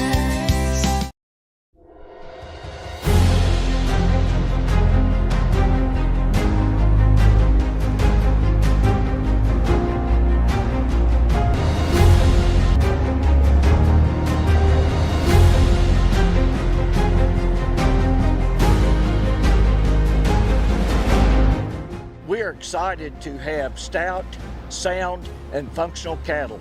That is one of our major goals. We look forward to seeing you at our fall clearance sale October 4th. We will have 50 plus lots of Charolais, Red Angus, and Simmental females.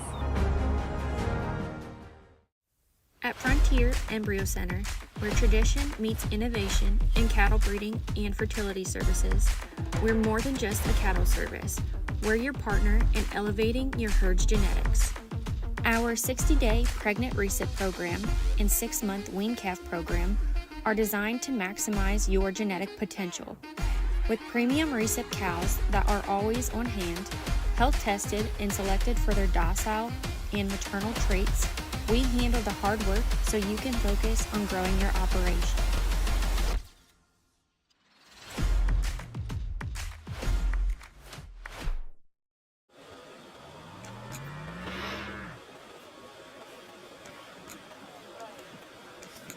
As a 2024 national finalist for the Beef Improvement Federation Seed Stock Producer of the Year, Schrader Ranch takes pride in raising numerically relevant, industry-embraced Charolais and Simmental-influenced cattle that maintain phenotypic quality. Whether in search of a herd sire prospect, future donor, or youth project, you can have confidence Schrader Ranch genetics are cemented in problem-free, proven cow families. Make plans to attend the Schrader Ranch Annual Bull Sale the third Tuesday in March or visit year-round for private treaty female needs. Find us on Facebook or on the web at schraderranch.com.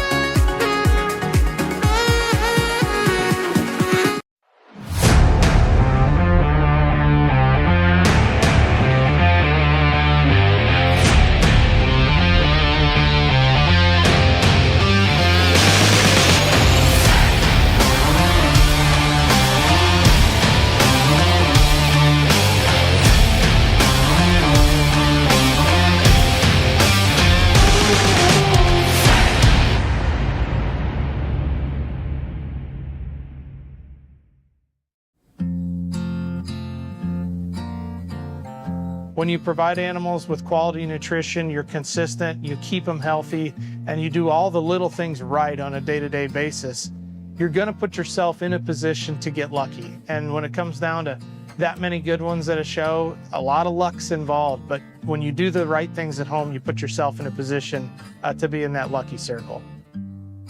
On a day-to-day basis, it's wake up about 6 o'clock, get ready for school. And after I get ready for school, I go to the barn and I feed all my show animals.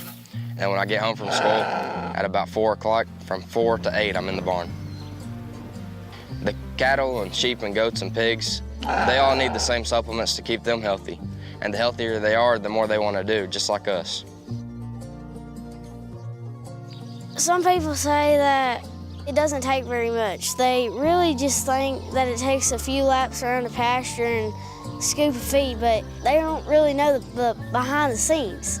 The behind the scenes is more of like taking an hour or two walking your goat or your sheep, cow, pig, whatever, and then setting them up and making sure they look perfect so they can hopefully go and win. But this world means a lot to me because no one really understands much of it. And it's just a joy to you that you know what it is. SureChamp's just built on the same core values that the Biozyme company has. And I think back 40 years is a long time for a product, but think about 40 years worth of youth development. And think where the 40 years has gone in terms of the people that have gone through the realms of providing this to their animals every day, to experiencing some of the leadership and youth events that SureChamp was heavily involved in over the years, and the leadership positions that they are now. It's a lasting impact. And so it's really hard to just quantify what the real impact is, but when you see people that were wearing the SureChamp shirts and the people that were involved in the SureChamp brand and the people that SureChamp really allowed them the platform to express their leadership and what they've done moving forward in their careers and in their family life, I think it's pretty hard to put a real value on that.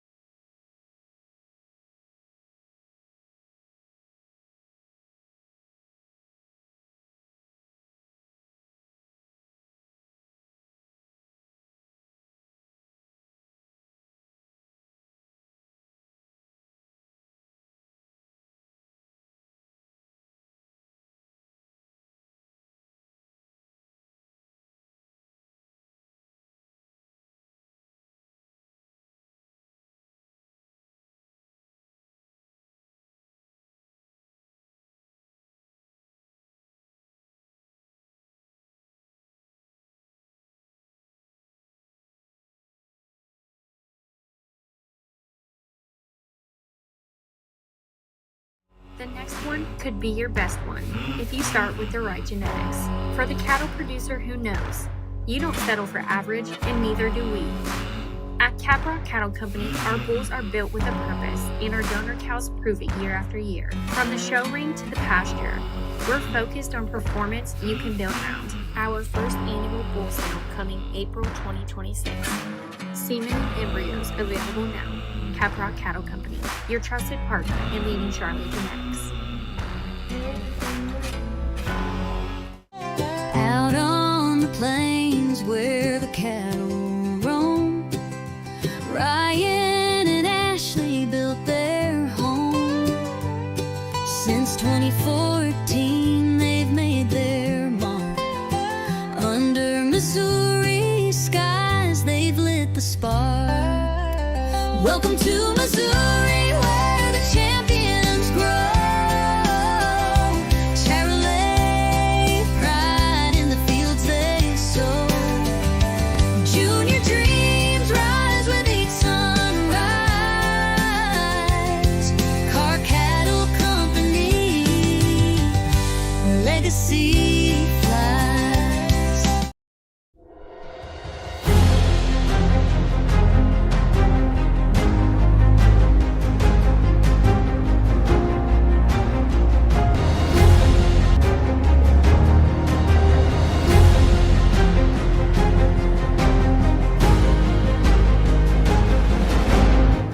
We are excited to have stout, sound, and functional cattle. That is one of our major goals. We look forward to seeing you at our fall clearance sale October 4th. We will have 50 plus lots of Charolais, Red Angus, and Simmental females. At Frontier Embryo Center, where tradition meets innovation in cattle breeding and fertility services, we're more than just a cattle service. We're your partner in elevating your herd's genetics. Our 60-day pregnant recip program and 6-month wean calf program are designed to maximize your genetic potential. With premium recip cows that are always on hand, health tested and selected for their docile and maternal traits, we handle the hard work so you can focus on growing your operation.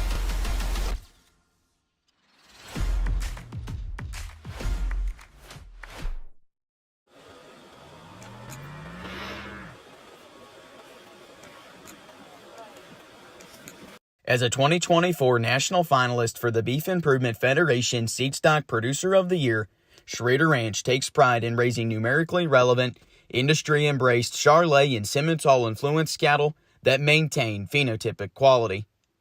Whether in search of a herd sire prospect, future donor, or youth project, you can have confidence Schrader Ranch genetics are cemented in problem-free, proven cow families. Make plans to attend the Schrader Ranch Annual Bull Sale the third Tuesday in March or visit year-round for private treaty female needs.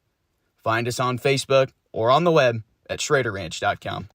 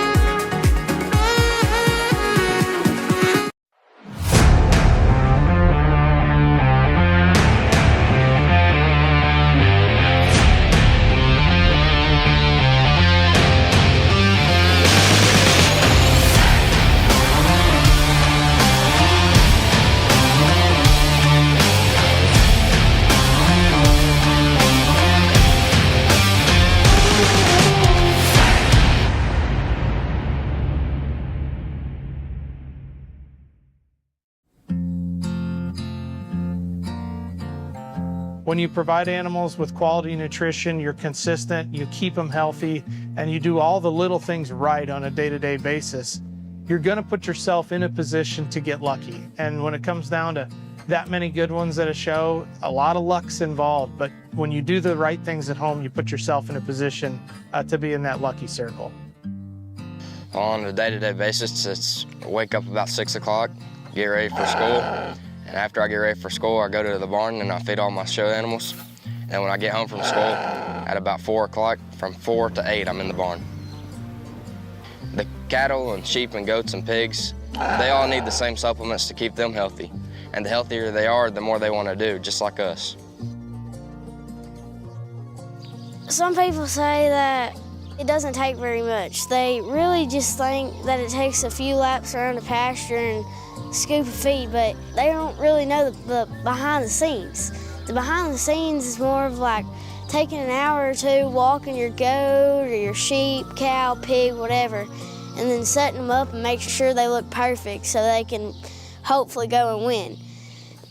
But this world means a lot to me because no one really understands much of it. And it's just a joy to you that you know what it is. Sure Champ's just built on the same core values that the Biozyme company has. And I think back 40 years is a long time for a product, but think about 40 years worth of youth development. And think where the 40 years has gone in terms of the people that have gone through the realms of providing this to their animals every day, to experiencing some of the leadership and youth events that Sure Champ was heavily involved in over the years, and the leadership positions that they are now. It's a lasting impact. And so it's really hard to just quantify what the real impact is, but when you see people that were wearing the Sure Champ shirts and the people that were involved in the Sure Champ brand and the people that Sure Champ really allowed them the platform to express their leadership and what they've done moving forward in their careers and in their family life, I think it's pretty hard to put a real value on that.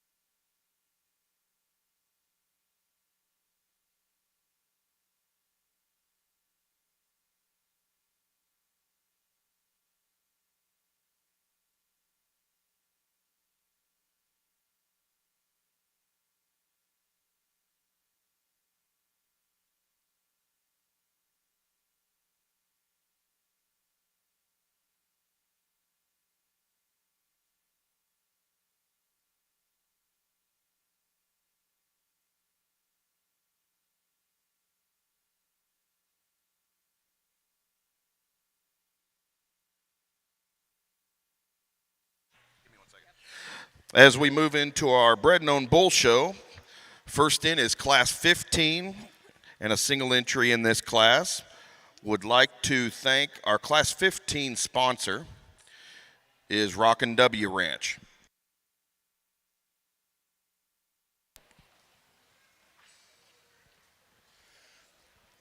Get going here in our bull show here. Young man brings in a January bull calf, very stylish bull up through his front 1/3. He's a bull that's still green yet and got a lot of future to him. He looks like he'll have plenty of performance. Let's give him a nice hand for starting off our bull show. In Class 15, first place is entry 231, JASR Cinch 5001P, owned by Cody Jedlicka, Koshkonong, Missouri. In the ring next will be class number 16. Would like to thank our Class 16 sponsor of 4B Farm.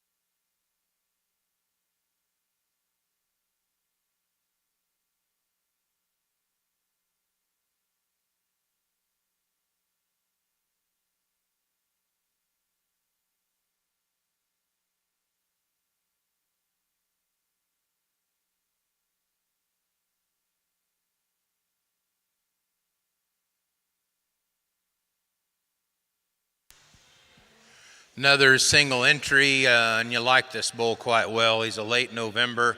I think his maturity fits him really well. He's a bull that's got a beautiful shape to him, really sound up through his front end, and how he's structured up there, really nice. And his testicle size, a bull that just has a lot of presence and good to him. His best days are still ahead of him. Really nice single entry. For Class 16, first place is entry 232, Walmart Mr. Conqueror 452P, owned by Isa Marston, Canton, Kansas. Next in the ring will be Class 16. Would like to thank our Class 17 sponsor of Show Me Genetics.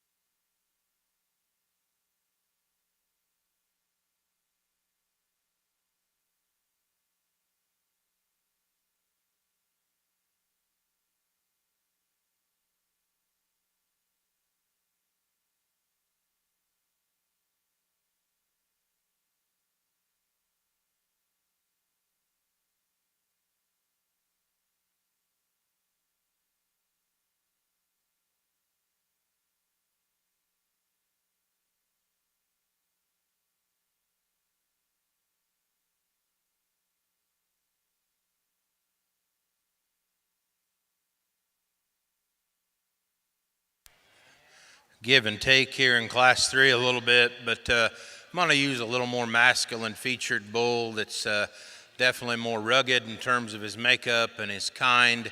I like the extra durability and heart and forerib this bull has. He's a bull that's blessed with a little more scrotal circumference and testicle size, and that just kind of fits him.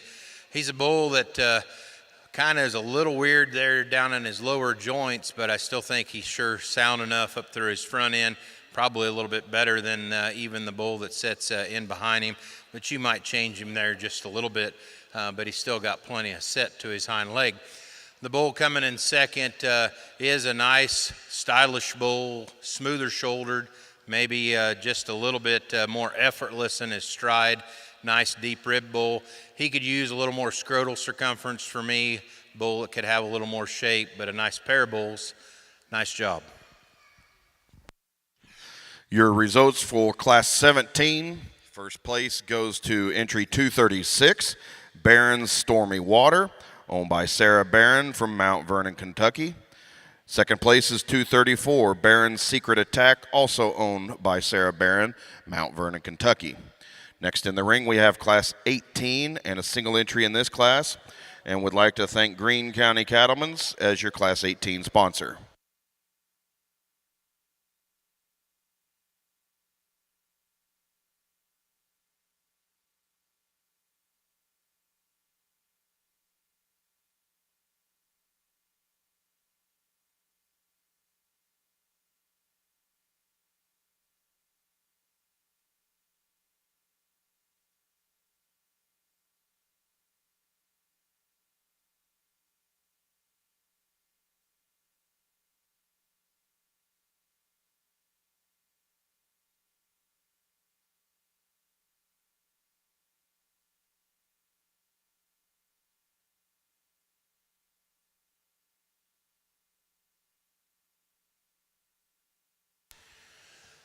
Another single entry that hits the ring with just a lot of practicality, doability, but yet he's a bull that has the amount of style and quality to justify breaking this bull and putting it on a halter.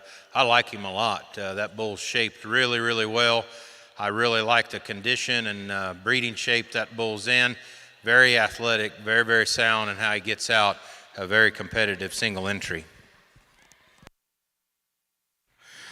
In Class 18, first place goes to entry 239, MSL Mr. Victor 23S6, owned by Mason Lifesti from Cameron, Texas. Next in the ring, we have Class 19, and would like to thank Wright Charlet as your Class 19 sponsor.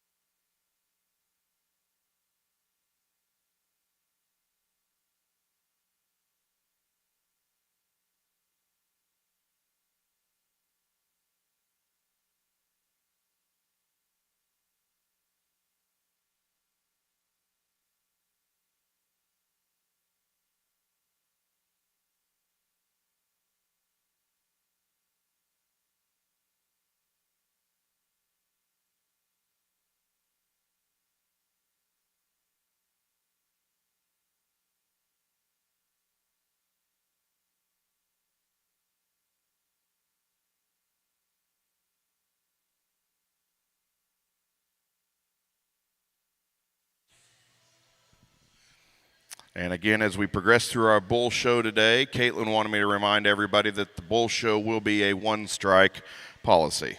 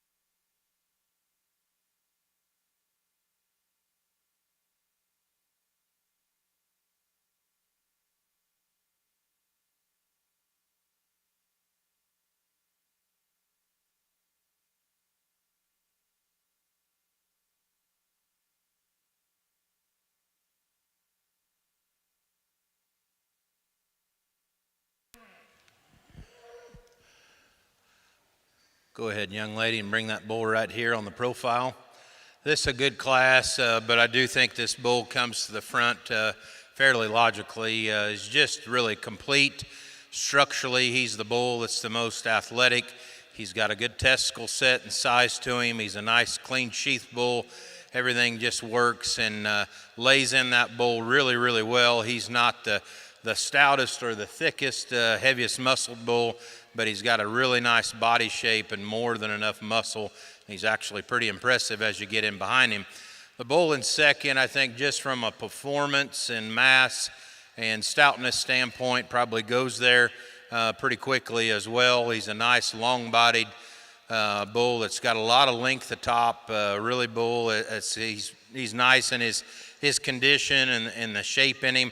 He's just not quite as athletic, and he just doesn't handle that hip and hind leg quite as smooth and as athletically as the bull that wins the class. But I like his power. I like the true shape as you get into him. Young lady does a good job with this bull, and there's a little more pattern, perhaps maybe a little more style in him. And I know he's smoother shouldered. That all lays into his body just a little bit better. I think relative to the flesh that he's carrying, I wish there was a little more shape as you got into him. Underneath, he narrows up a little bit more, but he's a bull that definitely has some pieces to him in terms of his look and his style and relatively sound and how he gets out and travels.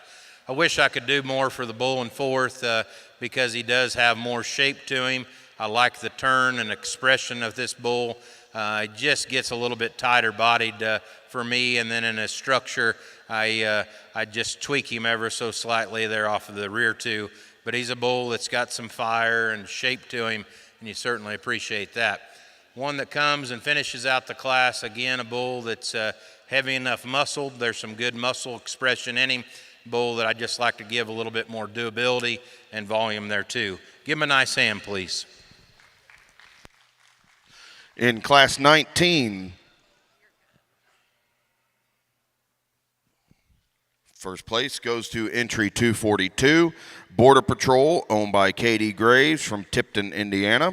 Second is entry number 240, RKNW, Iceman 4009, owned by Lily Williams from Keithville, Louisiana. Third is entry 244, Birchie MCC Gravitate 4094, owned by Bevan Birchie from Oneida, South Dakota. Fourth is entry 243, SC Mr. Hawk 411, owned by Jackson Stone from Clinton, Missouri. And fifth goes to entry 241, BRP Maverick M28, owned by Bella Parker, Godley, Texas. Results again for Class 19 go 25143.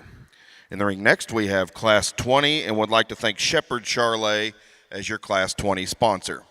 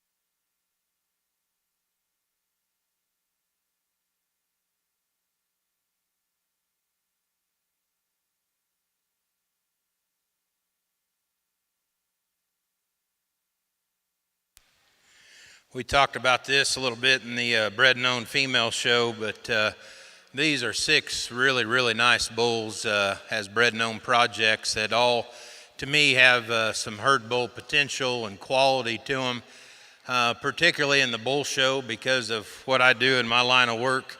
I don't know if it would help me or make me more confused about these first 4 bulls, but it would be nice to see a little paperwork on them and just see where they stand relative to your evaluation and just the positives that they bring forth, because I do think phenotypically the bulls are relatively close, although different. There are just several minute things that sort them and kind of move them up. It just depends a little bit on your preference. This is one of the younger bulls in class that I chose to lead off with, and I couldn't get past this bull's blend of doability, forerib shape, the substance and turn that he has through his lower 1/3, but I think relative to maturity, it fits this bull really, really well here in this class. He's got a big old hip in him. He's a sound, very useful, structured bull, very practical in how he gets around the ring, and I just like that extra heart and forerib that he has in comparison to the bull in second. Now the one in second, relative to his shape and the style and look of that bull and the condition and flesh that he's in, boy, I'm drawn to him because he's very stylish and long through his front end. His shoulders set into him really, really well. He's a big nutted bull that offers a little bit more expression. I don't think he's any wider pinned or based than the bull that I chose to lead the class with. I just like to give him a little bit more in behind his shoulder, and then he's just a little sluggish in how he comes there off of his rear tube, but a really, really competitive bull. Here's one in third that almost puts them together, and for some, he maybe does, and he's good enough to justify a win in the class. He's a nice deep rib bull for the amount of length that he has and frame. He's a good square nutted bull as you get underneath him. I like his hind leg pretty well. Where I take issue is up through his front end. He's just a bull that doesn't come off of that front end quite as well, and I'd like to give him a little bit more heart and forerib. I like the shape and muscle expression in this bull. This young man can get him shown and stuck really well. The front 1/3 of him is really, really nice. I'd like to change the lower 1/3 of him and just make him a little better in his rump, give him a little bit more doability back into the rear third of his body, and change him in his tail head and his hock, but a bull that's really got a lot of real muscle shape and length and style to him. A deep rib bull that comes next here in fifth. You like the softness in him. He's a bull that relative to his composition needs more shape and muscle laying in him. And then we finish out the class with the red bull. Definitely has that advantage in terms of his expression. I like the strength of his top. He just needs to be better in terms of his structure. Give him a nice hand, please. Your results for Class 20. First place is entry 245, JBE Manumission 401M, owned by Hayden Englert, Washington, Kansas. Second place is 254, TE High Country 1M, owned by Taylor Elmore from Hominy, Oklahoma. Third is entry 256, JAB Jack Frost 412, owned by Shade Bunker, Sparta, Wisconsin. Fourth is entry number 252, HC Nighthawk, owned by William Hoops from Letts, Iowa. Fifth is entry 255, SSSC Magic Mike 05M ET, owned by Sidney Allard from Sidney, Nebraska. And sixth place goes to 247, G2 Red Bull, owned by George Durney from Mountain Grove, Missouri. Those placings again for Class 20 go 1-6, 4-2, 5-3. In the ring now, we have our final class of bulls. This is Class 21, and would like to thank Corman Charlet as your Class 21 sponsor.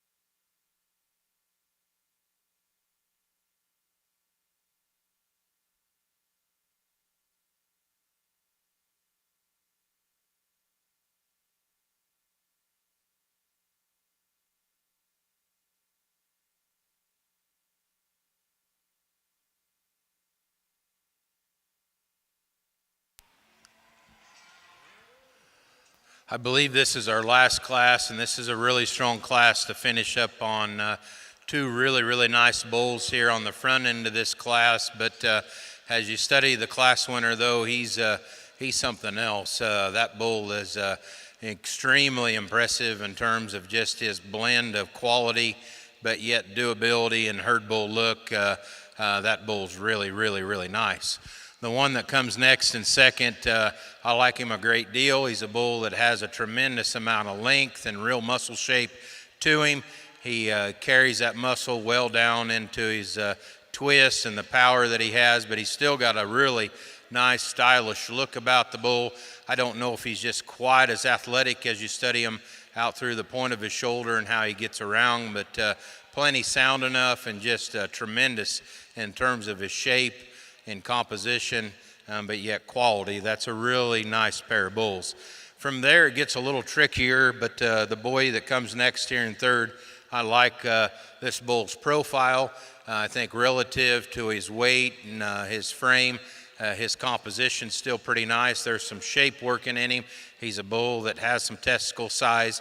He begins a conversation with these final three bulls that just need to be a little more athletic in terms of their kind. A big, tall frame bull coming out next. You like the length in him. He's a little uneven in his testicle development, but a bull that's certainly strong-topped and long-bodied. There's some definite performance. I'd just like to tone him down some. And then the young man that could be a starting lineman for the Kansas City Chiefs. I asked him, I said, "You must play some football." And he said, "No, I'm a basketball player." I might tell Andy Reid he might need to check out this boy because that's a strapping young man. But this bull he brings is a nice bull in his own right. He has some shape to him.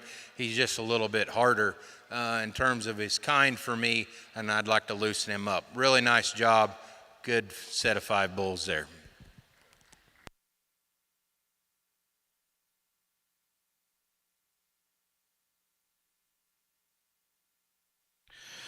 In Class 21, first place goes to entry 260, Schrader's Guardian 477M ET, owned by Josie Schrader from Wells, Kansas. Second goes to 259, MSL Mr. Quavo 675M, owned by Sean Lifesti from Cameron, Texas. Third is entry 261, PJD Mr. Outsider 124, owned by Peyton Dorr from New Iberia, Louisiana. Fourth place goes to 258, KF 440 Olaf, owned by Taylor Kent, Lucas, Iowa. And fifth place goes to entry 262, DSF Tank 0124, owned by Christian Derry from Afton, Tennessee. Placings again for Class 21 go 4-2, 1-3-5. Next in the ring, we will select your champion and your reserve champion, bred and owned bull. Would like to thank your Grand Champion bull is sponsored by Bradley Cattle. Also, your Grand Champion bull will receive a $500 scholarship sponsored by Coudrin Charlet. Your reserve Grand Champion bull is sponsored by J&A Charlet.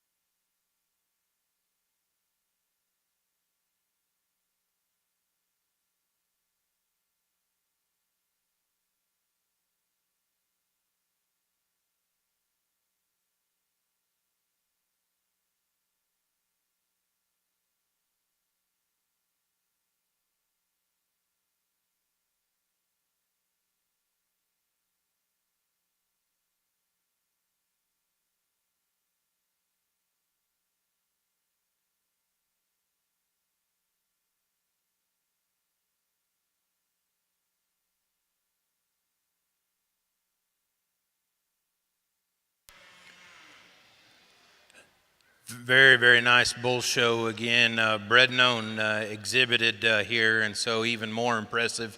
I'm sure there's some interest in several of these bulls out here with some of your breeders, and if there's not, I'd encourage you to walk back to the stalls and analyze these bulls a little bit more, because I do think there's a set or 4 or 5 of them here that could help about any herd.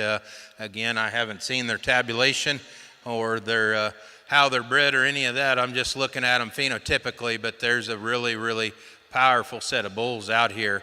I was just blown away at the backdrop here a little bit ago, and I saw the suitcases and the hardware that these juniors are winning here at this show, and we've got an incredibly fancy table. I've never seen anything like it. It's mind-blowing. So your host committee, whoever that is and whoever that involves, why don't you give them a really big round of applause? This is some really, really nice stuff these young people are taking home, and I think it's very deserving. Again, I don't think you can pump enough into your Bred Known project and these young people, because they are ultimately the future of the breed. Plain and simply, there's a bull out here that's pretty dominating. He hits the ring with an incredible amount of presence. He's a bull that's athletic. He's jam full of body and muscle and athleticism. And then there's a bull I think is a very logical reserve that I like, just the durability and kind of him. And so outstanding job, young people. These calves will be something to look forward in the future. And all the way down here, you can see quality. So put your hands together one more time, and we'll get you 2 champions.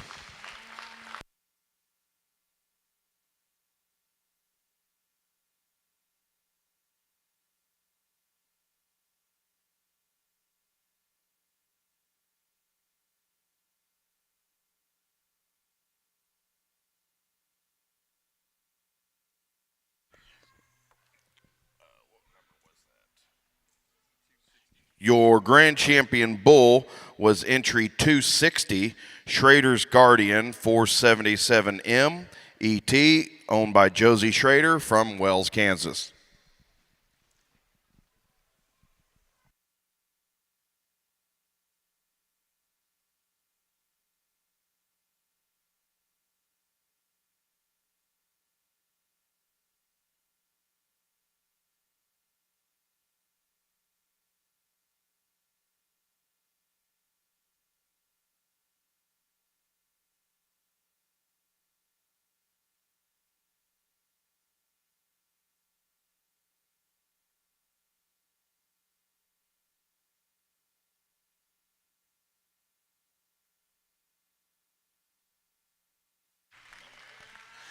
Your reserve grand champion bull is entry 239, MSL, Mr. Victor, 23S6, owned by Mason Lifesty, Cameron, Texas.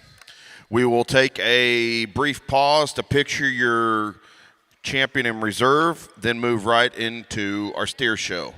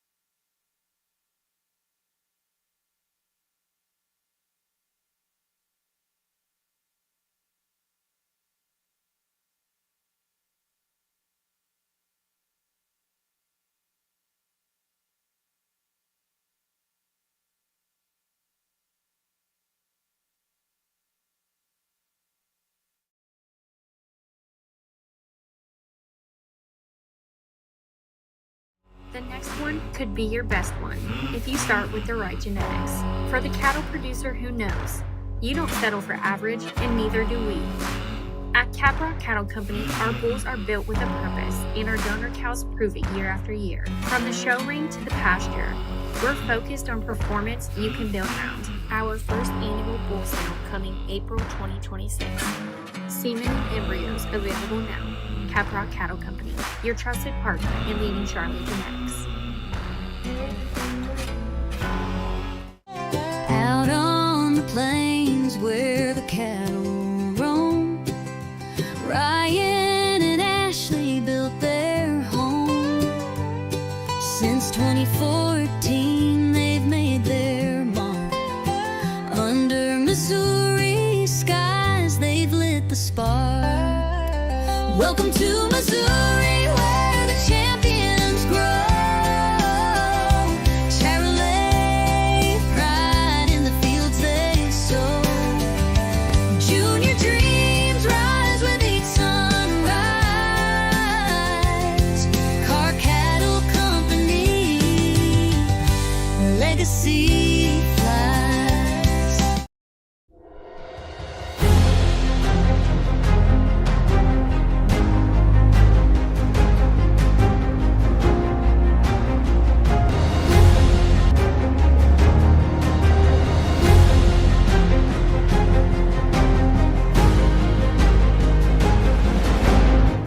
We are excited to have stout, sound, and functional cattle. That is one of our major goals. We look forward to seeing you at our fall clearance sale October 4th. We will have 50 plus lots of Charolais, Red Angus, and Simmental females. At Frontier Embryo Center, where tradition meets innovation in cattle breeding and fertility services, we're more than just a cattle service. We're your partner in elevating your herd's genetics. Our 60-day pregnant reset program and 6-month wean calf program are designed to maximize your genetic potential. With premium reset cows that are always on hand, health tested and selected for their docile and maternal traits, we handle the hard work so you can focus on growing your operation.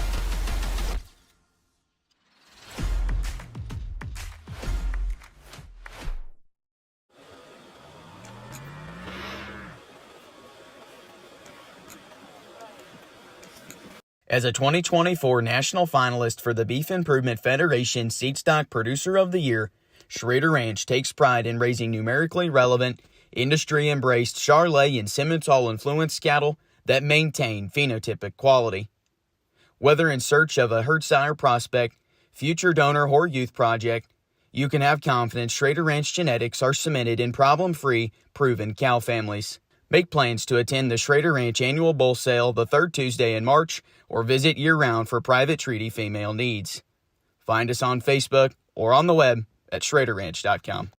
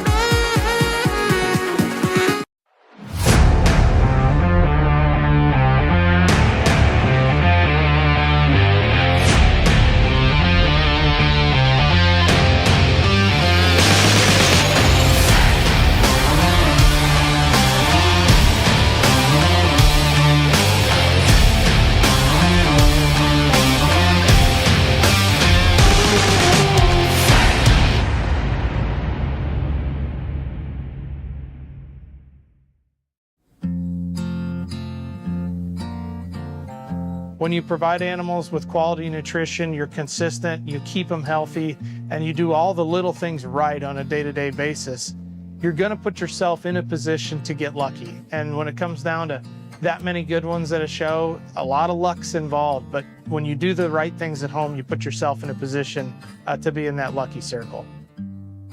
On a day-to-day basis, it's wake up about 6 o'clock, get ready for school, and after I get ready for school, I go to the barn and I feed all my show animals.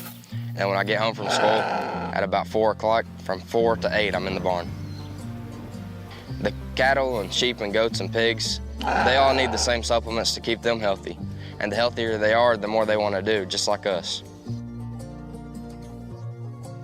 Some people say that it doesn't take very much. They really just think that it takes a few laps around the pasture and scoop of feed, but they don't really know the behind the scenes.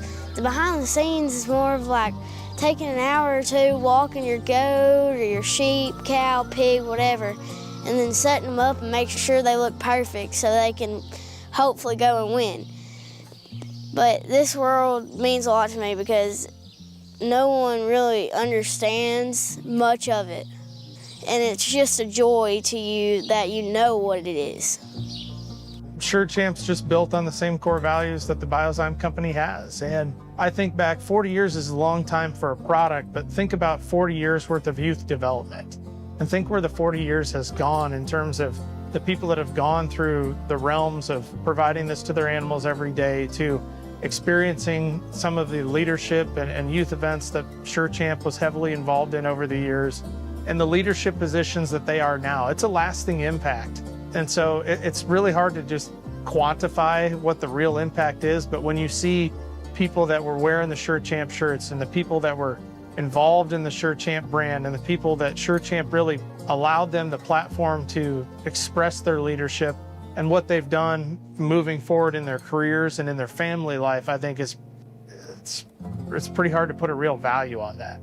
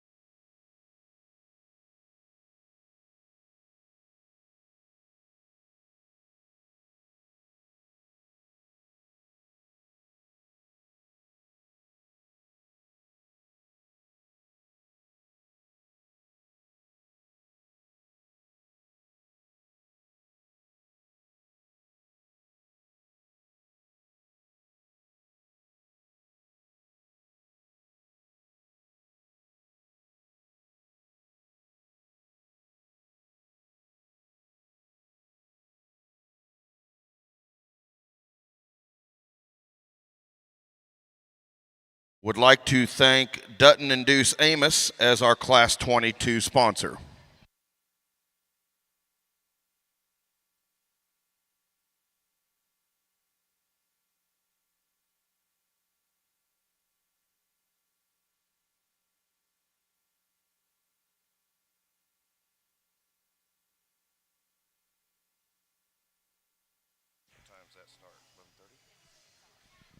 For anybody interested in planning on lunch today, lunch is going. It is down here in the annex. And take your lunch ticket down as you have all week for the pulled pork baked potato bar. Would like to thank Double W Charlet, Ace's Wild Ranch, and Car Cattle Company for sponsoring lunch today.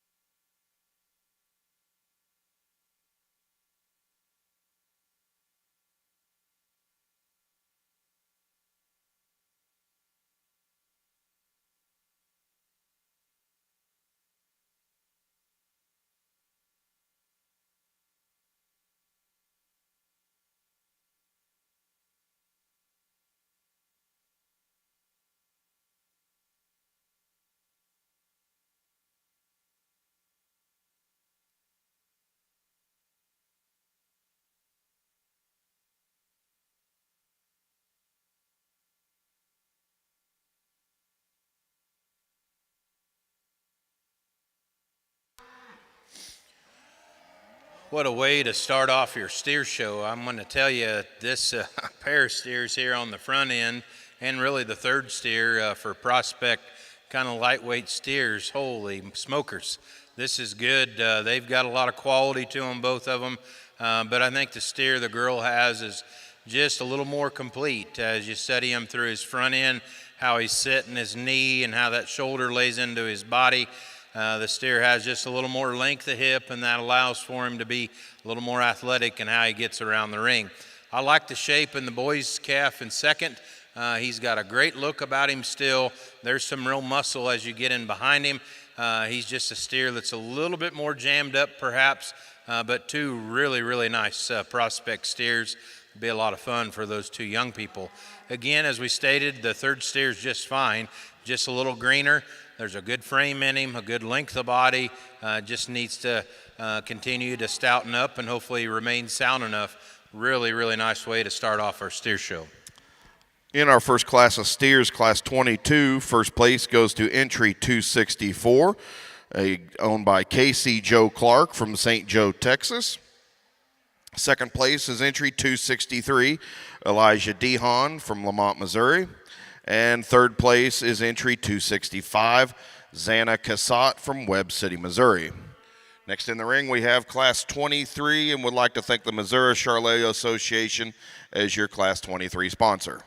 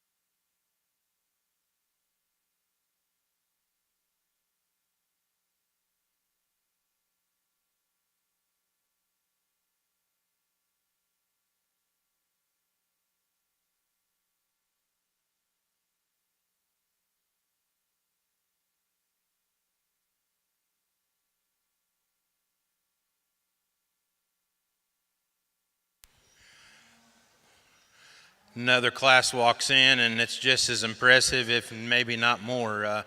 Pair of really, really highly presented, well-shown steers. But the steer here that wins this class, he's just a really, really intriguing calf. Super stout at the ground, lots of bone, lots of power, but yet he still has the look and quality. I don't know where his endpoint is, but it'll be really nice when he gets there. This steer in second is a calf that has a lot of quality to his front end. His maturity patterns maybe just a little bit longer, and I like that about him. He's really tall and smooth there through that front end and neck. He gets it out of him really, really well. Very sound steer in how he moves, just not quite the forerib, not quite the lower 1/3 in him as this class winner offers. Your results for Class 23, first place goes to 267, Kinley Hughes from Montague, Texas. And your second place steer is entry 266, Kalen Groves from Beggs, Oklahoma. Next in the ring, we have Class 24, and would like to thank Netsky Show Cattle as your Class 24 sponsor.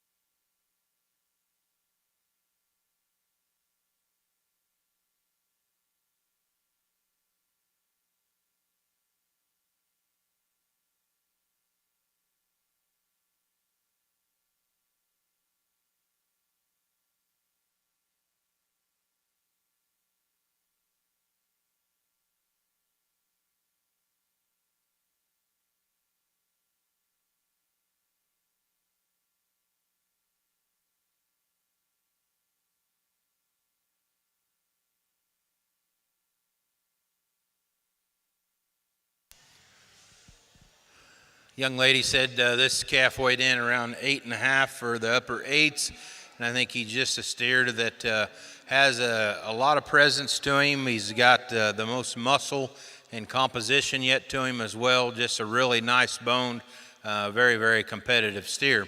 The one that comes in second, the gray steer, I think just offers more product. He looks like a steer that might just weigh more and have more length to him, but I do like the extra hip in him. He needs to be corrected there off of his rear too to get more competitive. And then we have a steer that'll finish out the class that is probably sound enough. He's a steer that just needs a little bit more composition and shape about him. Your results for Class 24, first place goes to entry 268, Miley Carter from Toccoa, Georgia. Second place is entry number 270, Karsten Schnelly from DeWitt, Nebraska. And third place is entry 269, Allison Myers from Osceola, Iowa. In the ring next, we have Class 25 and would like to thank Cactus Land and Cattle as your Class 25 sponsor.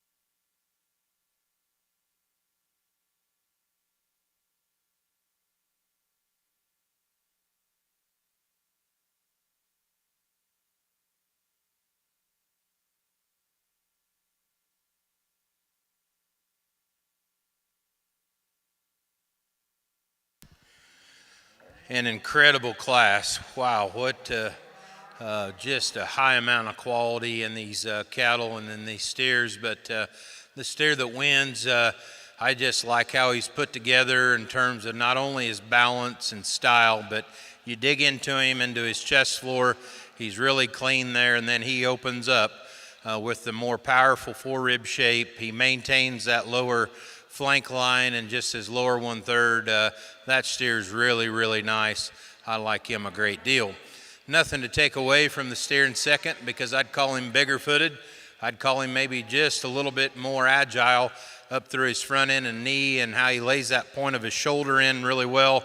There's a lot of things to like about him, along with the fact that he's a really long-necked, up-headed steer. He's got a beautiful shape in him as you get in behind the steer and put your hands on him. He's a steer, though, that just doesn't have, to me, the elite balance in terms of his spine and his hip and tail head. And then up high, that steer's just a little bit flatter in terms of his rib shape comparatively, but a really, really intriguing steer to go second. The gray steer right in behind him, if both of those two steers weren't in the class, we'd be raving about him. And so I get critical sometimes if we just judge the animals individually. This is a great steer, a tremendous muscle shape and hip in him. I like the expression and just turn that this steer has. There's a lot of look and quality to him. I think relative to an awesome pair of steers here on the front end, he's just a little straighter there through his front end, and then there again right there in his heart and forerib. That steer needs to either tie the point of his shoulder in better into his body or have a little more heart and forerib, one of the two, and then you've got an absolute world beater. That's a nice gray steer to go third. Coming in fourth, a big-bodied, practical steer that's got a ton of good about him.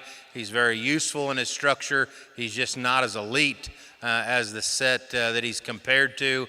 But boy, would you like to have a whole pen of those. Those steers look like they're efficient and have the composition that we need to get to a real heavy weight. As we finish out the class, this girl steer again is no slouch, a big-bodied steer that has some doability about him. He's a little piecier in terms of his balance and just his structure. The young lady said coming off the trailer on the way here, he got a little dinged up and it's affected him here at the show. But let's give her, as well as her classmates, a big hand. In Class 25, first place goes to entry 271, owned by Emma Karst from Russell, Kansas. Second is 272, Lily Williams from Keithville, Louisiana. Third place is entry 273, Briley Means from Villisca, Iowa. Fourth place goes to 275, Braylon Reed from Lewisburg, Kansas. And fifth place goes to entry 274, Sarah McCown from Valley Center, Kansas. Those places again for Class 25 go 1, 2, 3, 5, 4. In the ring next, we have our Class 26 steers, and would like to thank Shoddy Farms as your Class 26 sponsor.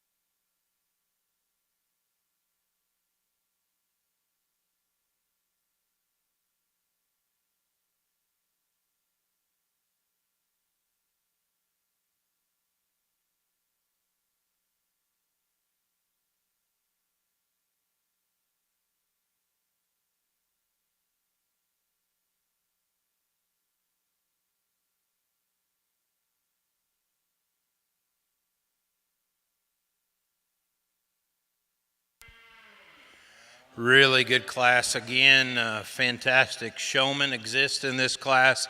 Fantastic cattle exist in this class. And this steer that wins the class of that last three that I had out there and made the last walk with, he's the most comfortable. And I think considering the amount of muscle and power this steer has from behind and all the base width that he has underneath him, this steer can get out and just really stride well.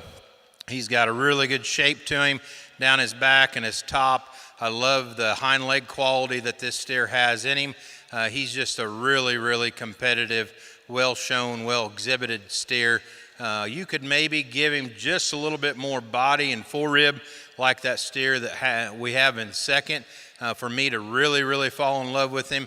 But that steer, in terms of just his back leg, his feet, his soundness, and the amount of hip and power, it all comes together with a lot of quality and just style. This steer in second I love is his middle, not only from a depth standpoint, but his actual rib shape and the power and the twist that he has. And I think that's why he kind of goes with that steer just a little bit better there on the top end. He's cracked open, he's base wide. He gets in trouble a little bit. Not only is he just a little goofy acting today, but he wants to roll up there in his shoulder. I'd like to see him just a little bit better down in his lower joints as he sets down. I'm a big fan of these peach colored steers, particularly when the young man presents them as competitively as he does. That's a really good showman that does an outstanding job. A steer that has some pattern and volume and rib about him.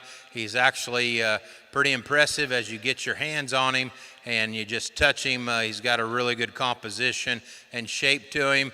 As you study him, he gets out on the move. He just gets a little bit straighter there off of either end, and he just doesn't have the lower 1/3 and the hip and the squareness to him to fully balance out. But that's a highly competitive, well-shown, well-fed steer. My compliments. The steer that comes next and fourth from behind has more muscle, has more stoutness, and he's the stouter, heavier structured steer. With that, though, he's a little more jammed up front in terms of just his balance and structure. He gets a little bit rounder through the rear third of him. Then we finish up with a pair of steers that maybe don't have quite the base width, quite the thickness in them. The gray steer just holds on to more composition and muscle. The steer at the end is a little cleaner necked and smoother, and so you can decide between those steers. But give them a good hand, please. Very good job. Your results for Class 26, first place goes to entry 278, Darby Darbon from Duncan, Oklahoma. Second is entry 276, Macy Hoig from Illinois City, Illinois. Third place goes to 279, Easton Hill from Nunn, Colorado. Fourth place is entry 277, Logan James Downey from Hope, Indiana. Fifth place goes to 281, Caleb Schnelly from DeWitt, Nebraska. And sixth goes to entry 280, Jacob Windland from Barnes, Kansas. Those placings again for Class 26 go 241, 365. Next in the ring, we have Class 27, and would like to thank Harris LP, Inc. as your Class 27 sponsor.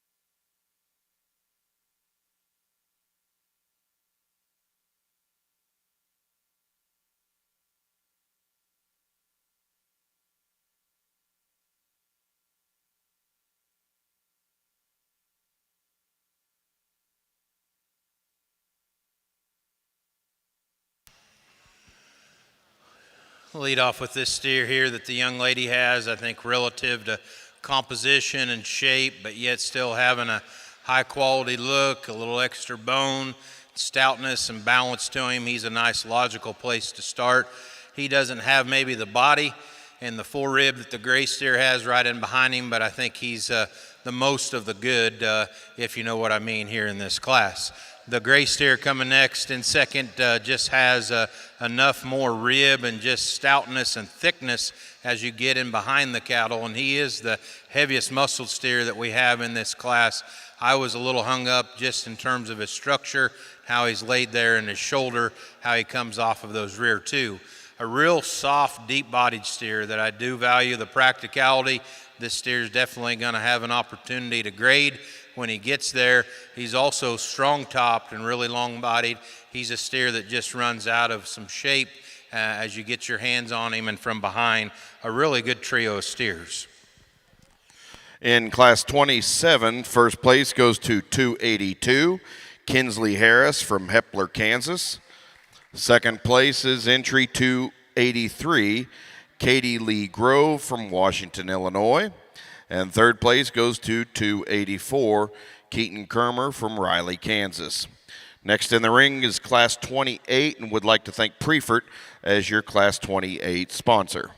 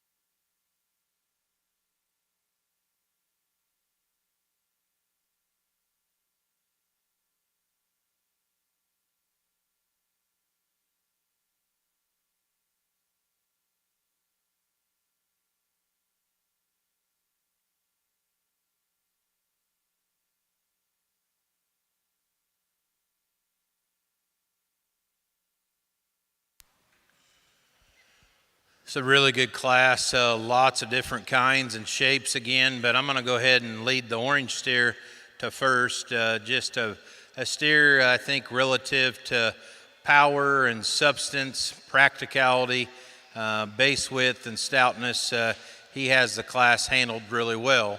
I hope, he's a steer that is starting to push a little bit more finish, but I think that's also a good thing too. We can't lose sight of that.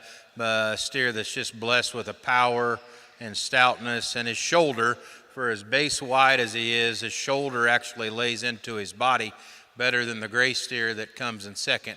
I would freshen him up just a touch, but at the same time, you got to appreciate all the good in that steer.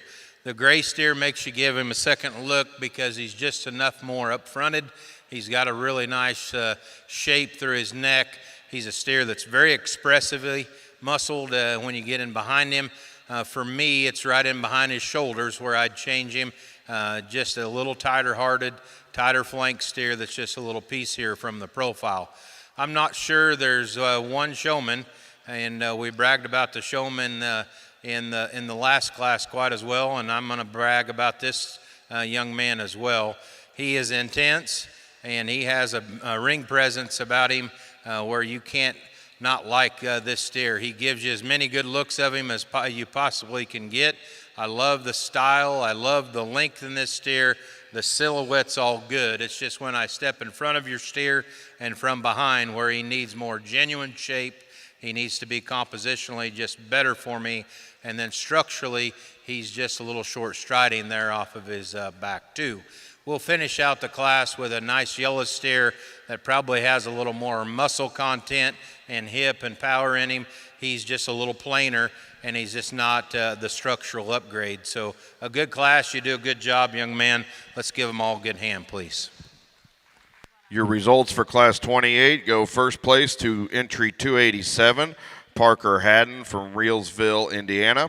Second place is 286, Ellie Knupp from Orion, Illinois. Third place goes to 285, Trace Ritter from Herman, Missouri. And fourth place is entry number 288, Ben Peterson from Kabul, Missouri. Those placings again for Class 28 go 3, 2, 1, 4. In the ring next, we have our final class of steers. This is Class 29. Would like to thank 620 Ranch as our sponsor for Class 29.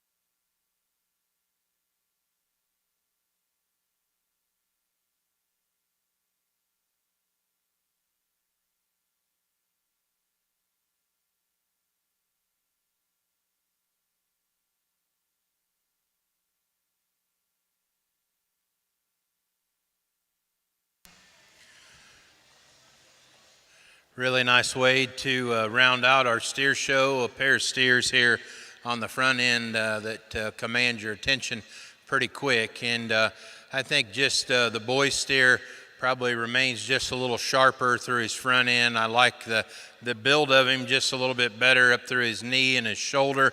I think in terms of his hock and his hind leg, he's just a little more elite there, how he comes to the ground. And then he's got a big old top in him. He's a real massive hip steer. There's just a little bit more completeness and totals in him in terms of his profile and his look. This little girl's doing a really good job with a big old heavyweight steer, and she gets all she can out of him. This steer I like in terms of his body and his rib and the softness. Again, a big top steer.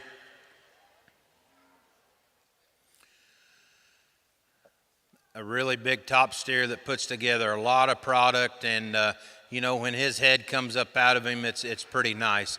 Through his rump and right in behind his shoulder, I don't know if he's just quite as genuine as the steer I started with. And then in terms of his back leg, I don't know if he's just quite as elite as we talked about there in a comparative sense. She did a good job and stuck with him. That's a big steer right there that she's showing. We got a really, really good steer right there next in third that's got a lot of muscle and shape in him. I like the power, and I think just from a market fundamental standpoint, he has more than the steer that comes in fourth. His holdup is his movement. He needs to be just a little better in how he travels. As we finish out the class, this girl has a real long-bodied steer. He has a lot of depth aside relative to his composition. He just flattens up there. Give him a nice hand, and we'll move on to our champion drive. In Class 29, first place goes to 289, Edward Hoops from Letts, Iowa. Second place is entry 290, Elsie Birchie from Flanagan, Illinois. Third place goes to 291, Miranda McCown from Valley Center, Kansas.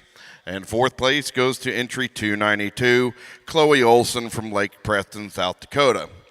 Those results again for Class 29 go 1, 2, 3, 4. In the ring next, we will have your grand drive where we select your grand champion and reserve grand champion steers. Would like to thank Sure Champ as your sponsor of your grand champion steer and Shoddy Farms as the sponsor of the reserve steer. Also, we will, following the selection of your champion, we will have our state group classes on steers. So states need to check in down here with David Hobbs as we will move right into those state groups.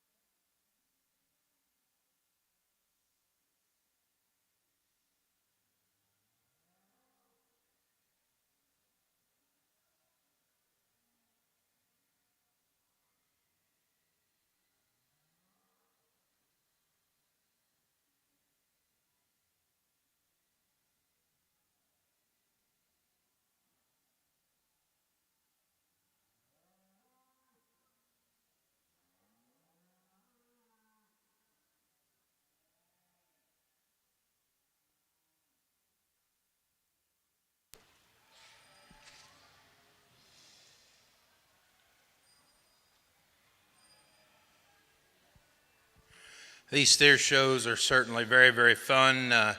As I've had the opportunity to judge a few around the country, the Charleys or the buckskin colored ones, that some of the real major ones are always a handful, and you can see why as you get out here in the ring and just study the quality that these kids have brought to you today. They're very good, and I think there's several different ways a person could go. As a junior national format, I think showing all the prospects and the progress steers and then the fat steers together is really cool. It makes for a very similar lineup as what we have in some of our breeding shows. But at the same time, it's a little bit hard as a judge to say, okay, do I pick the young ones because I really like them and I see a lot of future? Do I go with the progress steers because they're kind of a blend of both? Or do you go and use just a market steer, which we have a couple of them down here towards the end? And I think at the end of the day, it's personal preference and where you see the most quality. And that's how I've tried to evaluate this show.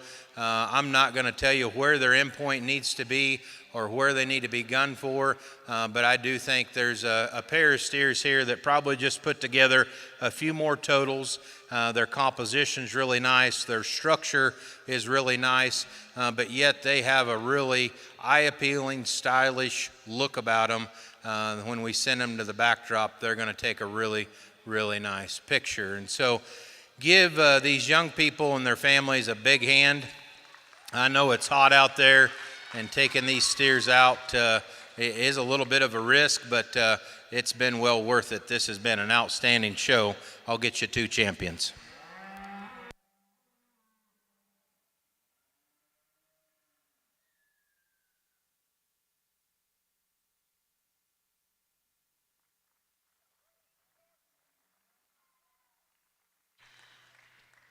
Your grand champion steer is entry number 271, Emma Karst from Russell, Kansas.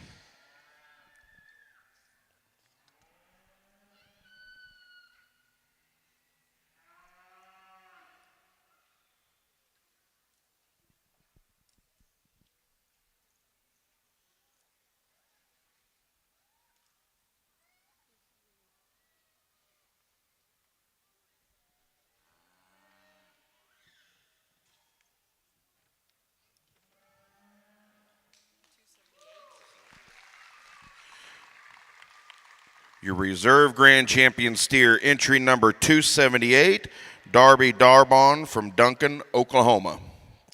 Congratulations to our exhibitors in the ring.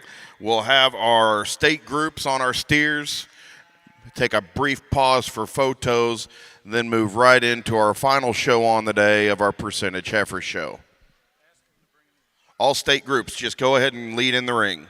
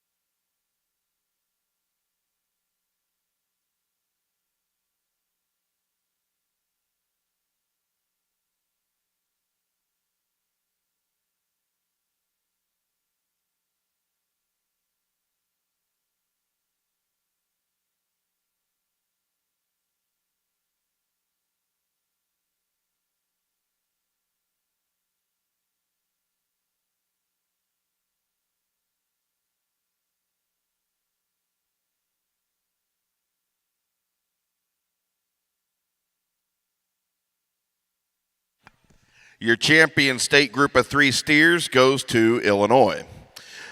Congratulations here. Again, we will take a brief pause for photos, then move right into the percentage heifer show.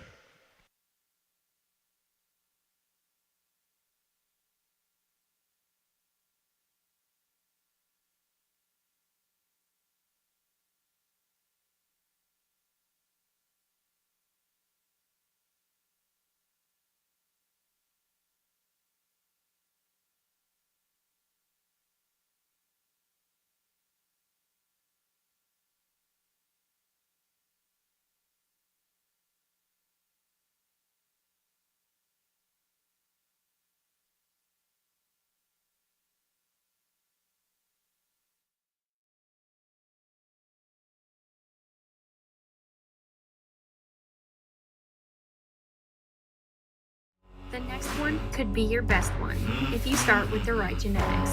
For the cattle producer who knows, you don't settle for average, and neither do we. At Caprock Cattle Company, our bulls are built with a purpose, and our donor cows prove it year after year. From the show ring to the pasture, we're focused on performance you can build around. Our first annual bull sale coming April 2026. Semen and embryos available now. Caprock Cattle Company, your trusted partner in leading Charlotte genetics. Out on the plains where the cattle roam, Ryan and Ashley built their home.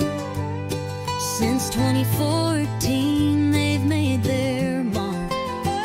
Under Missouri skies, they've lit the spark. Welcome to Missouri, where the champions grow. Chevrolet, pride in the fields they sow. Junior dreams rise with each sunrise. Car Cattle Company, legacy flies.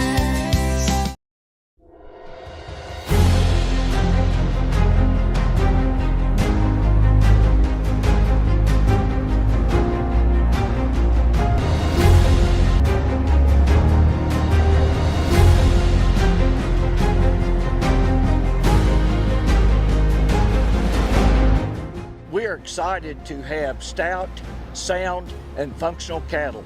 That is one of our major goals. We look forward to seeing you at our fall clearance sale October 4th. We will have 50 plus lots of Charolais, Red Angus, and Simmental females.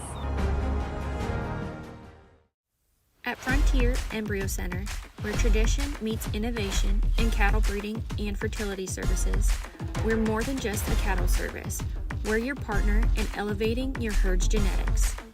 Our 60-day pregnant recip program and 6-month wean calf program are designed to maximize your genetic potential.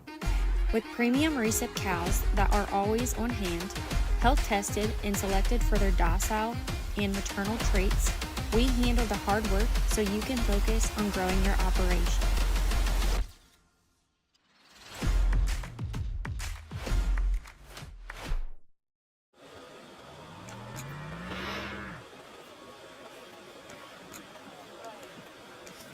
As a 2024 national finalist for the Beef Improvement Federation Seed Stock Producer of the Year, Schrader Ranch takes pride in raising numerically relevant, industry-embraced Charolais and Simmental-influenced cattle that maintain phenotypic quality. Whether in search of a herd sire prospect, future donor, or youth project, you can have confidence Schrader Ranch genetics are cemented in problem-free, proven cow families. Make plans to attend the Schrader Ranch Annual Bull Sale the third Tuesday in March or visit year-round for private treaty female needs. Find us on Facebook or on the web at schraderranch.com.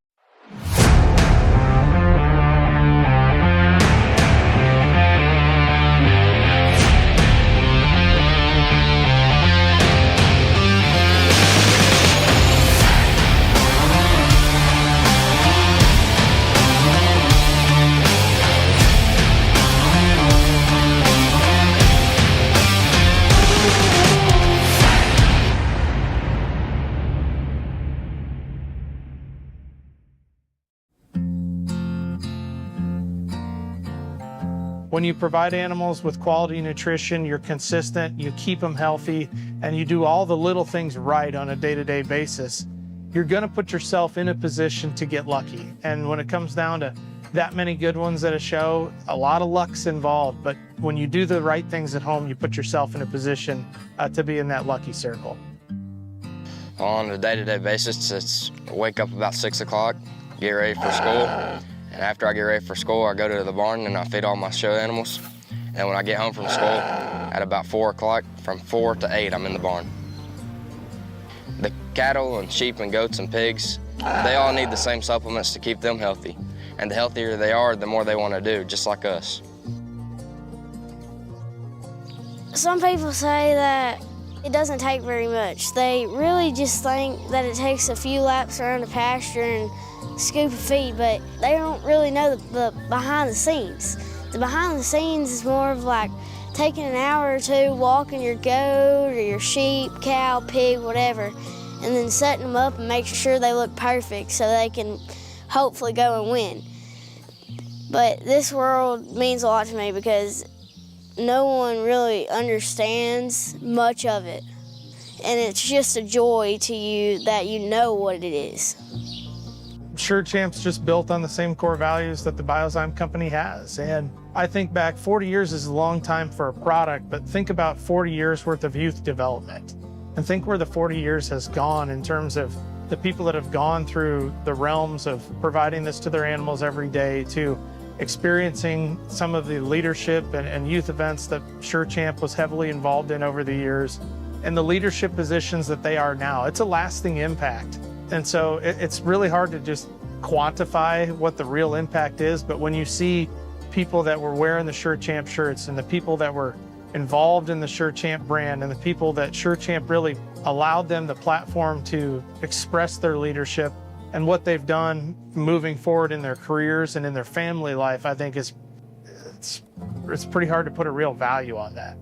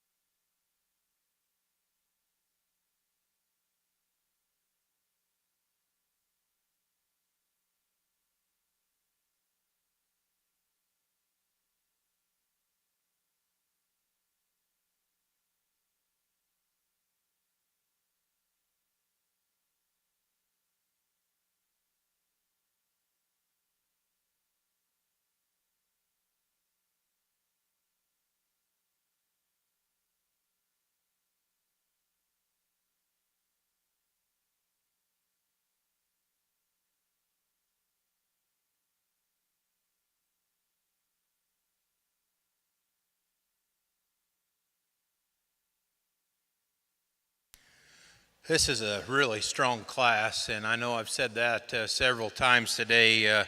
This has been quite the junior national, and I commend the quality that your families have brought to town.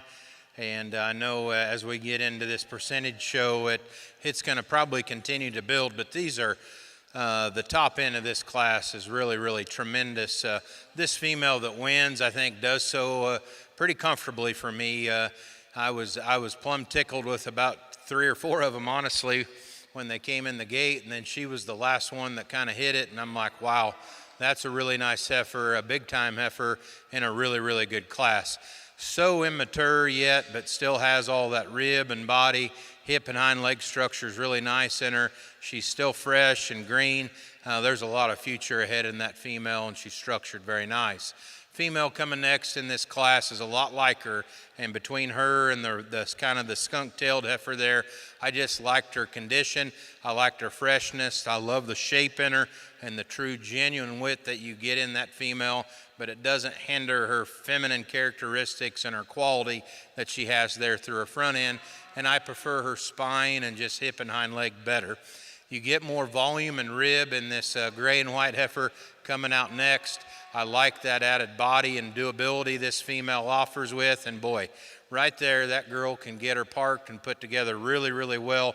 She's just not as fresh through her front 1/3, and I think for calves, it's important to kind of still see some future in her, and that's where I just tweak her ever so slightly, but that's a really, really good heifer.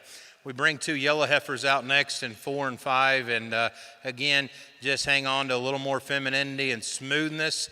This heifer gets a little more refined at the ground, and she could be more relaxed in her structure versus a heifer that's big time stout and thick and high performing. She just gets a little bit too round and tubular in terms of just her muscle pattern, and her body structure is kind of a wash between those two. As we work on down in the class, we have a real modern heifer that's got a lot of shape and turn to her, and then 2 bigger framed heifers that we finish out with that don't have quite the balance and structure. Give them a good hand, please. Your results for Class 31, first place goes to entry 316, BJF KKCC Fiji 430M, owned by Cooper Dorn from Henning, Minnesota. Second is entry 311, SCC Elvira 235M, owned by Carter Greer, Shelbyville, Texas. Third place goes to 309, LJR Miss Maidright 33M, owned by Madeline McCain from Delphi, Indiana. Fourth place goes to 308, RFIF Ellie M801ET, owned by Haley Parrish, Columbus, Mississippi. Fifth place goes to entry 315, BPL Lucy Lou Who 140M, owned by Landry Lifesti from Cameron, Texas. Sixth is entry 307, SCC Clifford 245M, owned by Maria Perez from Wills Point, Texas. Seventh is entry 313, HL Lear's Impressive Gal, owned by Emery Mingarelli from Hepler, Kansas. And eighth place goes to 314, PR Rose Gold 2409, owned by Case Peterson from Mountain Grove, Missouri. Those placings again for Class 31 goes 643, 278, 51. In the ring next, we will select your champion and reserve champion out of Division 1.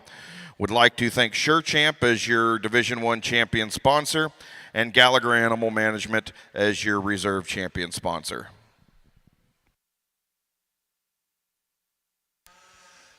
As these heifers kind of come in place, what a way to start our percentage show with. I think all 4 of them really fit together nice. You can see some future. They both have a lot of quality, both class winners and respective seconds. They're shaped right. They look like females, and most importantly, they can move. So a great job, an outstanding set of cattle. I'm going to go with the 2 out of the last class. They'll be your division champion and reserve. Give them a big hand, folks, all 4 of them. Your Division 1 champion is entry 316, BJF KKCC Fiji 430M, owned by Cooper Dorn from Henning, Minnesota. Your reserve division sponsor or champion is entry 311 SCC Elvira 235M, owned by Carter Greer from Shelbyville, Texas. As we move into our second division in the ring next, we have Class 32. Would like to thank Bluff Creek Farms as your Class 32 sponsor.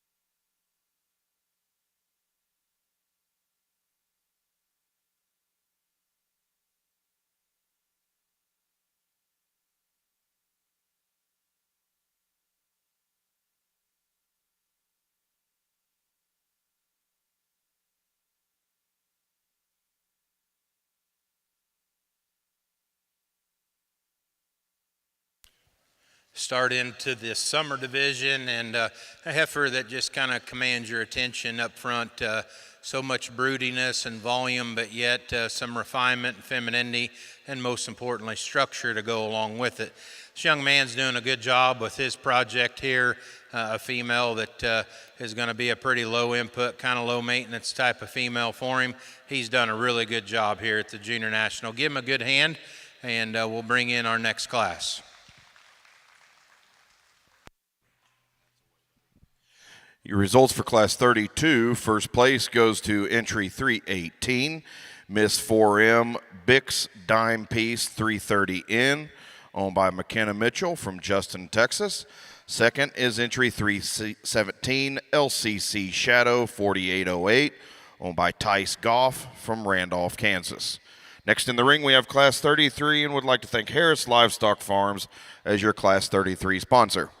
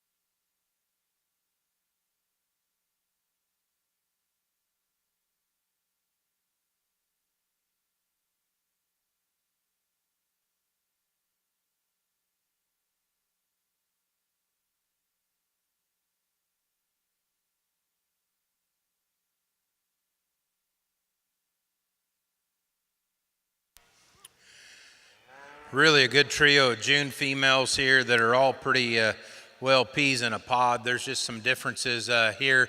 You know, this heifer that wins the class, I think relative to her frame and size, she's the most genuine heifer that's got the truest rib shape that comes out of her shoulder. She drops back to a really good turn through the lower 1/3 of her body there, and I like the composition and the shape that she's in. I could clean her up a little bit there at the top of her neck and her shoulder, but at the same time, I think still relative to spine and top line and having the most of the good there, this heifer really ties it together quite well. The gray heifer coming in second, you like in terms of just her length and her body volume. That heifer is really deep ribbed, and I think she's got a little more turn to her than the heifer that comes in third. I think structurally, though, she's a little more jammed up and she's pushing more condition down into the bottom floor of her chest. It's a little deceiving because she's so upheaded and clean up at the top of her neck and refined through her head. She's just underneath. I would like to change her.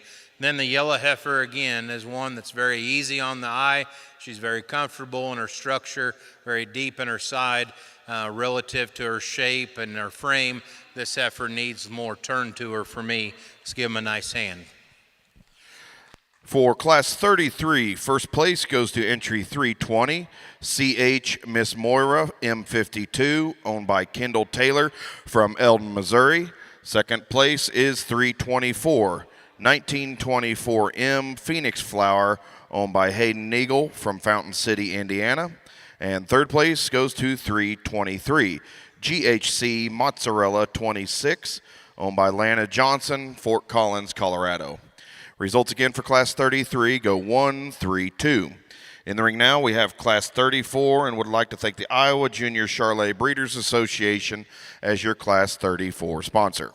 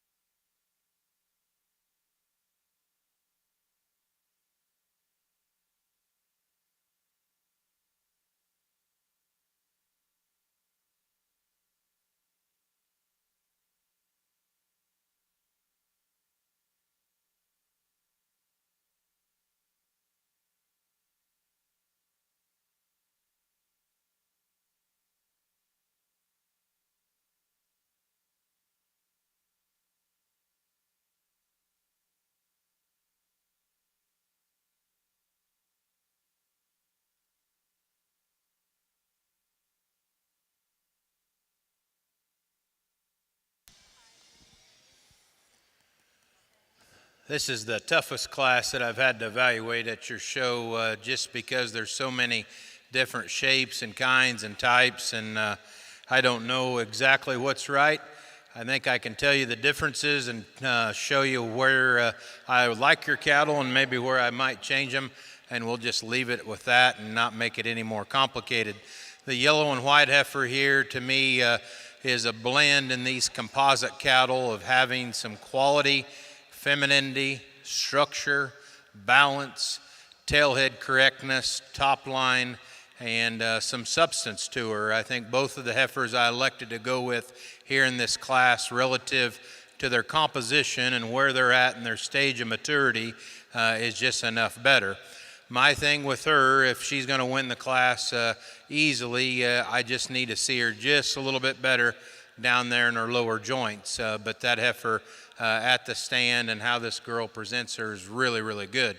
This boy gets all he can out of the smoke here in second. She's a very massive heifer in terms of her rib shape and the power. I like the front end quality that she offers. This heifer's really clean at the top of her neck. I would modify this heifer in terms of her tail head and just the shape of her hock, make her a little bit sounder there through that front end, but I like that heifer's look and quality and the shape and composition of her. Come next in third with a real moderate sized female. I do like in terms of her fleshing ability, her functionality, her soundness is better than probably both of the heifers right in front of her. I think this heifer needs to continue to grow and mature in how she goes, because I think she's a little short personally for me, and she's got plenty on her for where she's at there in her frame. Similarly, we have a bigger framed heifer coming out next that has a lot of performance and body and fleshing ability there to her. She's a heifer that gets out and moves relatively good. I need to change her whole underline personally for me. She needs a truer rib shape coming out of her top and just needs to be more genuine in behind her shoulder and all the way there to her tail head. A big-bodied, a very high-performing heifer coming out next that has a lot of volume there about her. I like this heifer in that regard. And this young man, just go ahead and let her walk, buddy. Just go ahead and let her walk. You're doing a good job. Just go ahead and let her walk. He's got to have a good story. He said he was riding his bike and he ran into a truck. He's got a big old black eye on him, but he's still out here showing. He did a good job with a very, very broody type of female. Initially, this female, when she hit the ring, I said, okay, here's the blend of freshness, quality, balance, body. It's all there. When we walked them that last lap, this heifer's just too stoved up in terms of her structure for me to use. But if she goes easy, young lady, you win the class for fun. The young man's heifer coming out next, I hope there's more time left in her and she's just green, and it's how they've managed her, because there is some good about her. She's just light. She gives up some performance and size out here, and I hope she's just not on the harder doing side of things. But there's a lot of time left in these cattle, and on down the road maybe she'll get it.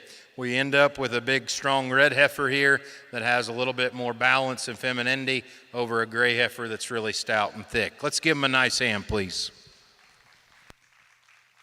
Your results for Class 34.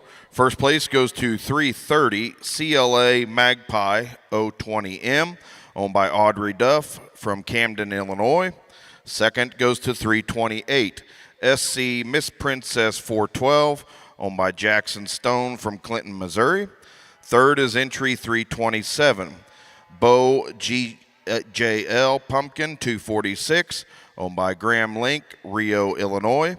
Fourth place goes to 332 CMP Tuesday ET, owned by Reed Pratt from Pueblo, Colorado. Fifth place is entry 333 QC7 CAG Marcy 2419, owned by Trig Ritter from Herman, Missouri. Sixth is entry 331 NAH Gail Tito's 1M ET, owned by Kara Brooks from Brush Creek, Tennessee. Seventh place goes to 334 LJW Serratus Scoop L23, owned by LJ Wells from Norfolk, Nebraska. Eighth place goes to 325 TLC Redfire, owned by Sam Peterson, Kabul, Missouri. And ninth place goes to 329. Walmart Miss Jazzy 433P, owned by Kinsley Harris from Hepler, Kansas. Those placings again for Class 34 go 832, 916, 457. In the ring next, we will select your Division II champion and reserve champion. Would like to thank Merck Animal Health as the sponsor of your Division II champion. Your reserve is sponsored by SC Online Sales. This has been another good division. There's been several cattle come through the ring, and the classes have been challenging, I think, as you put them together. But as you get back out here and just find a heifer that puts together the most totals, the most body and balance and just completeness and femininity to her, I think there's a logical class winner. And then I'll take a little more look for a reserve. But again, you've been such a good crowd today. Put your hands together, please, and give these kids and their families a big, big hand.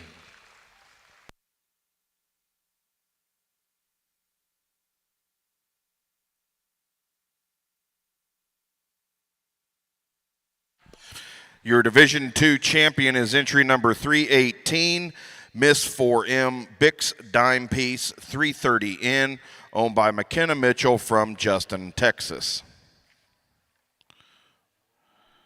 Your reserve division champion is entry 330, CLA Magpie 020M, owned by Aubrey Duff, Camden, Indiana. As we move into Division III, leading in the ring next will be Class 35.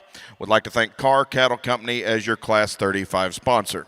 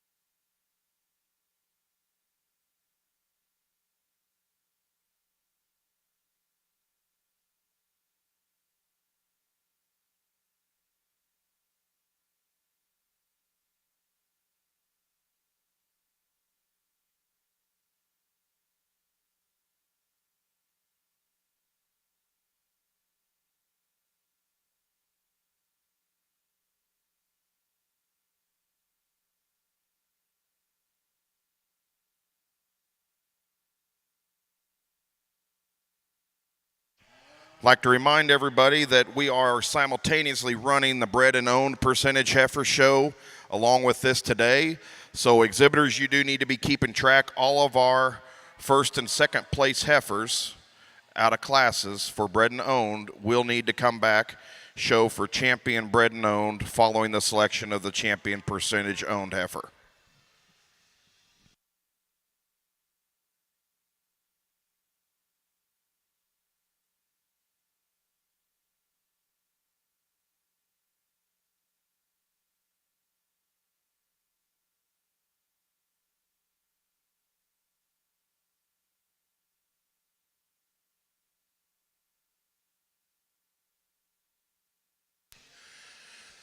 This dark smoke heifer kind of gets us back on track. This female, I think, hits the ring with a tremendous amount of quality and good. I don't know what's left to come, but that's a nice heifer. From there in this class, I think it gets pretty tricky, but this girl's heifer here in second, even though she kind of gets a little easy behind her shoulder and just a little deeper in her neck, I still think her condition and how she's shaped is just enough better. I think she handles her condition better. A female that's probably built just a little bit nicer as well.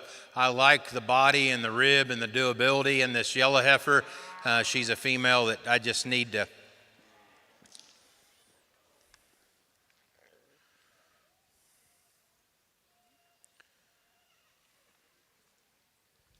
All right.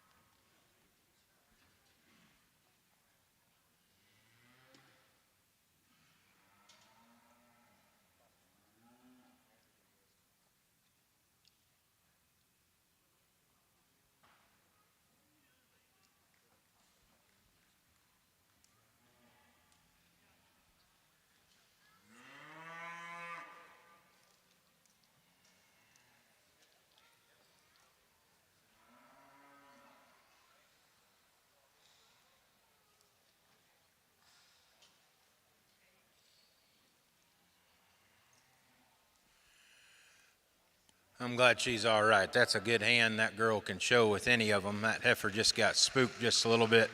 Nice job.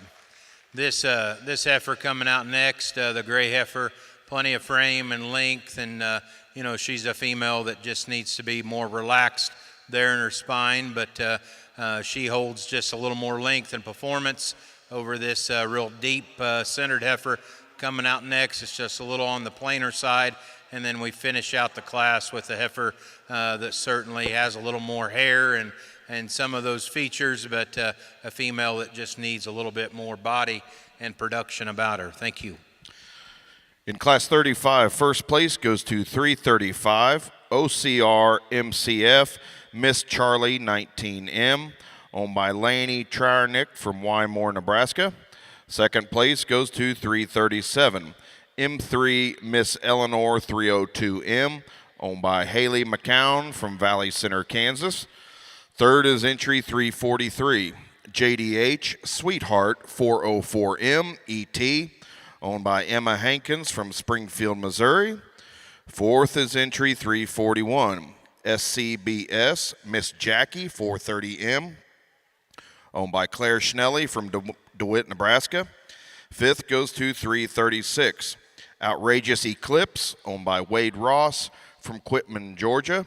And sixth place goes to 338 Shaylee's Pearl, owned by Miley Carter from Toccoa, Georgia. Those placings again for Class 35 go 152, 643.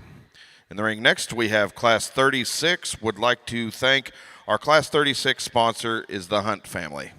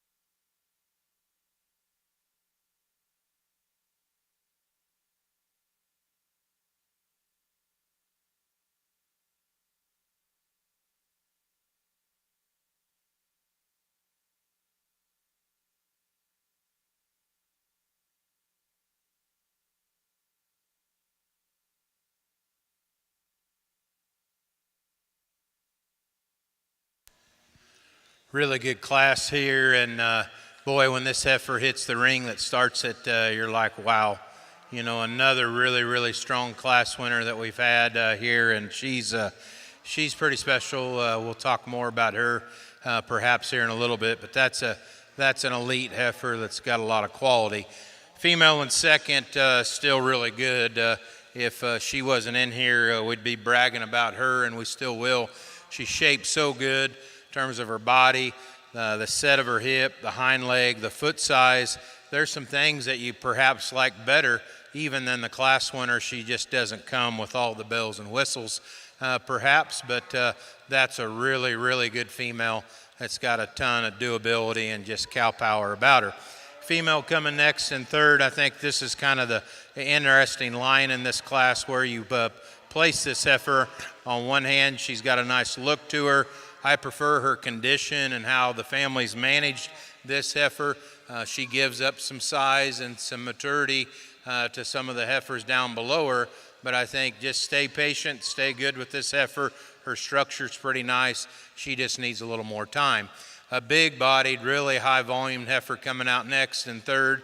You like the dimension and the substance about her. She's a female, though, that pushes a little more condition on her and just gets a little plainer for me, if you will, in this particular set.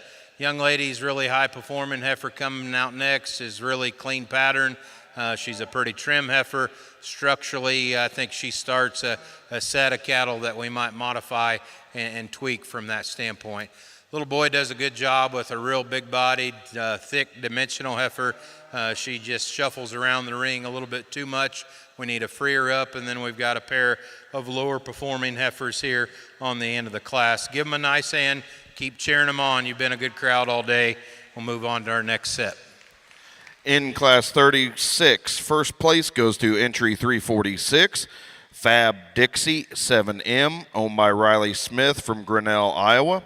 Second place goes to 351, ODW Fluff 143M, owned by Owen Weisinger from Fort Madison, Iowa.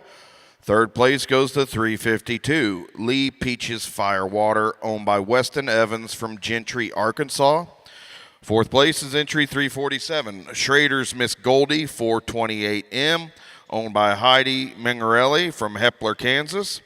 Fifth place goes to 349, MT Melcherhart M224, owned by McKenna Tucker from Briggsdale, Colorado.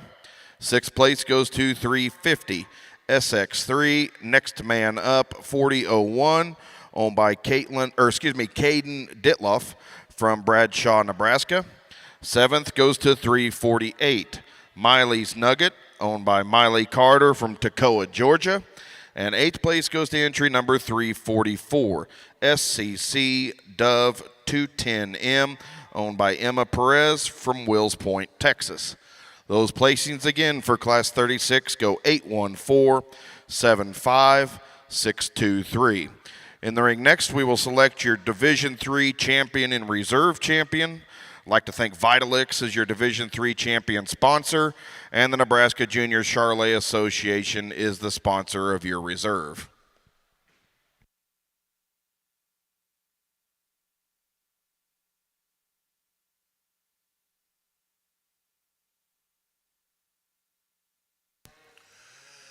Another outstanding division loaded with quality, and there's an extra set of quality in here for sure, in my opinion.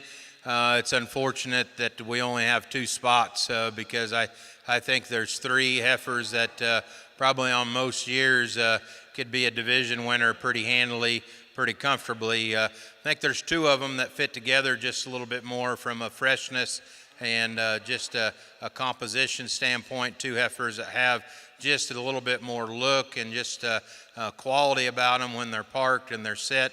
There's one that's probably just a little softer, though, as you take her back through the rear third of her body. Probably set just a little bit better there in the angle of her knee and how she's shaped in that shoulder and how her shoulder blends into her body. An outstanding division. Young lady out of the second class, you'll be a division champion. This heifer will be our reserve. Give them a big hand, please.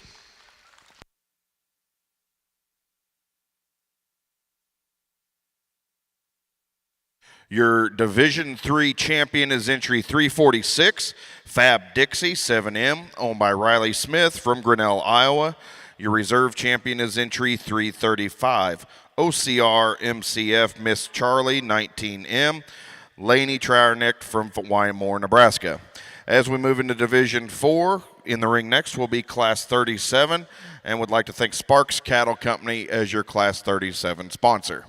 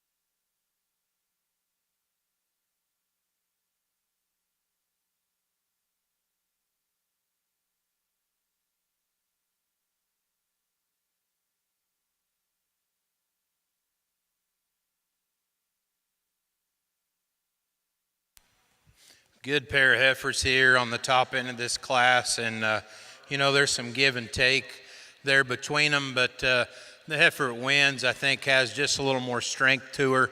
As you evaluate her down into her forerib and the lower 1/3 of her, she maintains just a little bit more of a broodier, kind of cowier look through her lower 1/3. And then the thing I like about her, the way her chest floor sets in her and how that all ties into her front shoulder and spine and tail head, that heifer just has a little bit more correctness there about her.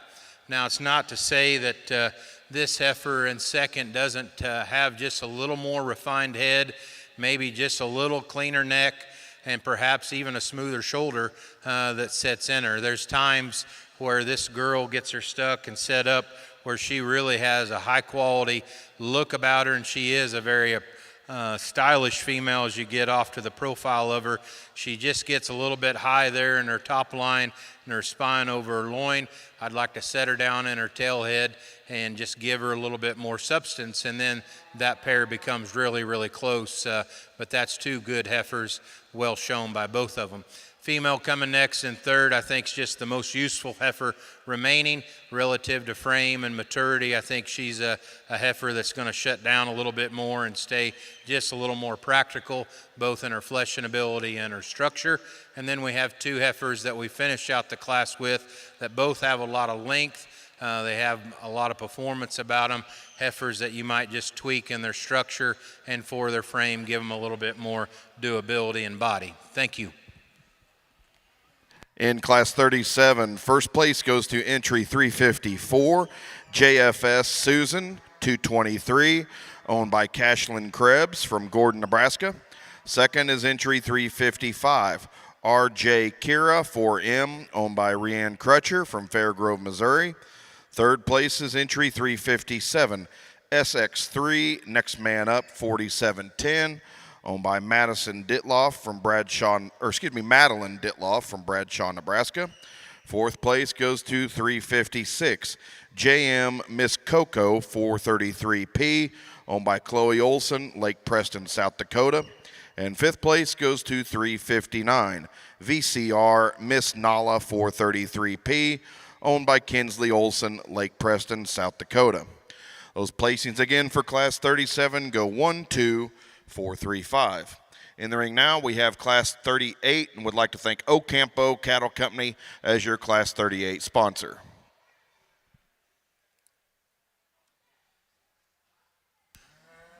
This short-eared heifer is an automatic class winner, and so we'll bring her back here in the division here in a little bit, but she's a more moderate-sized heifer.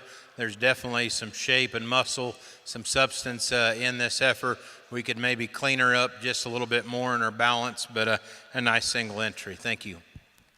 In Class 38, our single entry, first place goes to 361 ACC Smokin' Hot, owned by Cason Addington from Rome, Texas. Next up, we will select your Division 4 champion in reserve. I'd like to thank Ytex Corporation as your Division 4 champion sponsor. In Services is the sponsor for your reserve champion.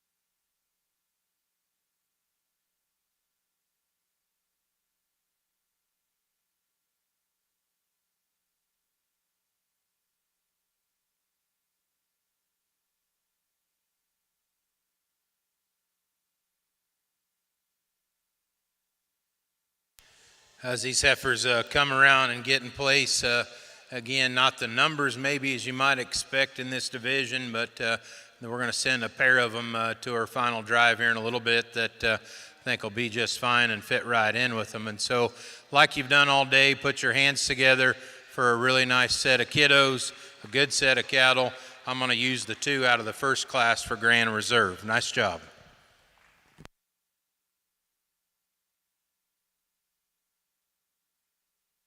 Your Division 4 champion is entry 354, JFS Susan 223, owned by Cashlin Krebs from Gordon, Nebraska. The Reserve Division champion is 355, RJ Kira 4M, owned by Rianne Crutcher, Fairgrove, Missouri. As we move into Division 5, in the ring next will be Class 39. I'd like to thank Lehman Cattle Company as your Class 39 sponsor.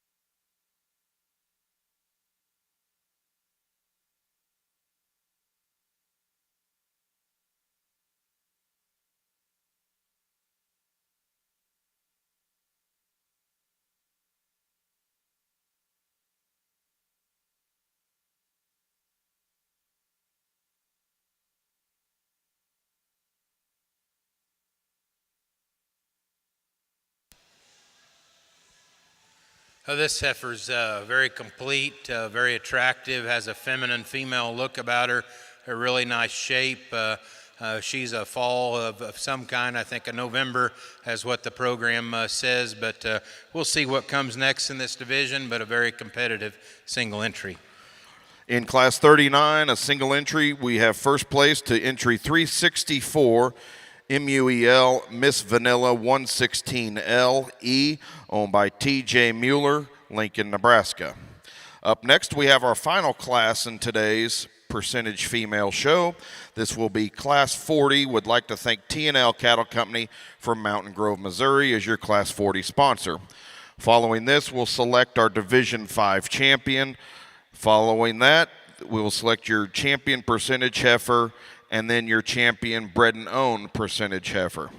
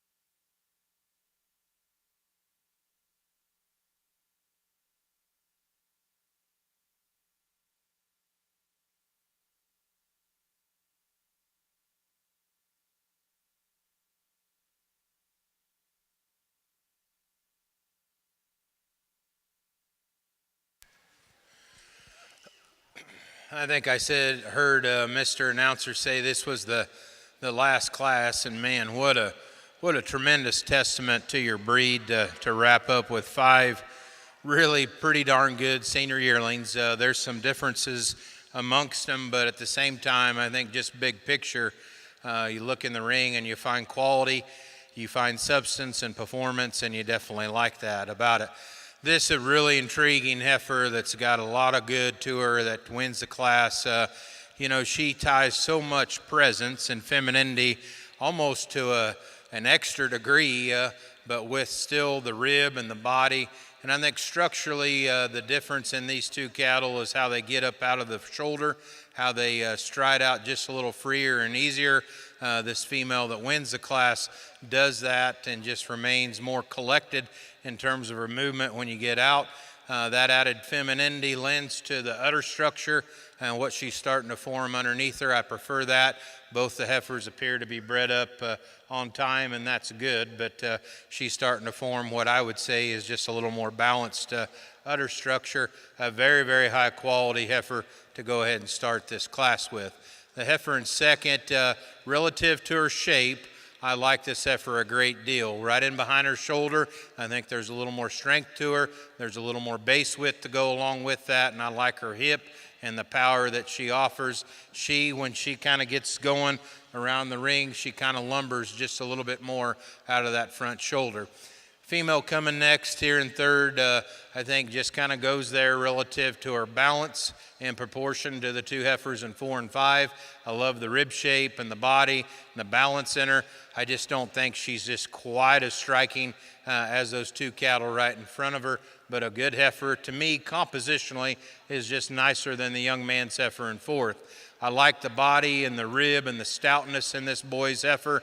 She's just starting to push too much in terms of her condition through her lower shoulder and her chest floor there. You can kind of see that through the crest of her neck, but that's a female that when in production, she's not going to hardly melt down one bit because she's just one of those kind that's easy doing and low maintenance. Big, strong, stout, big hipped heifer that wraps up the class with, and that's what I was talking about when we let off the class. That's a pretty impressive heifer. She's just a little too coarse for me. Give him a good hand. Outstanding set of cattle. Your results for Class 40, first place goes to 369 TCC RF Adele 3872 ET, owned by Alyssa Meyer from Clinton, Tennessee. Second place is entry 366 Slick Jaylin 381L, owned by Marley Godwin from Prescott, Arizona. Third place is 367 KG Miss Faith 703L, owned by Reed Groves from Beggs, Oklahoma. Fourth place goes to 370 JFS Samantha 912L, owned by Sean Lifesti from Cameron, Texas. Fifth place goes to 371 PF Miss Stella Smoke 3901, owned by Chloe Briggs from Chariton, Iowa. Those results again for Class 40 go 2-3-1-4-5. In the ring next, we will select your Division 5 champion in reserve. Would like to thank Ace's Wild Ranch as your Division 5 champion sponsor. Hankins Farms is also the sponsor of your reserve champion. Following this division, we will have the selection of your champion percentage heifer. All of our bred and owned percentage heifers that will be competing in that grand drive, or all the first and seconds on the bred and owns from the classes, do need to check in with David Hobbs, as well as the state groups of 3.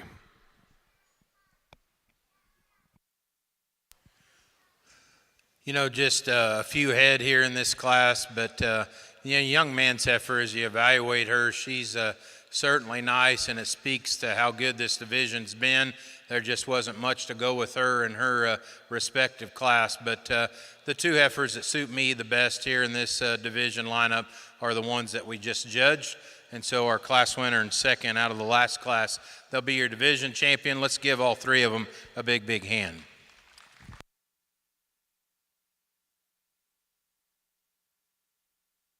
Your Division 5 champion is entry 369 TCC RF Adele 3872, owned by Alyssa Meyer from Clinton, Tennessee. Your reserve division champion is entry 366, SLIK J. Lynn 381L, owned by Marley Godwin, Prescott, Arizona.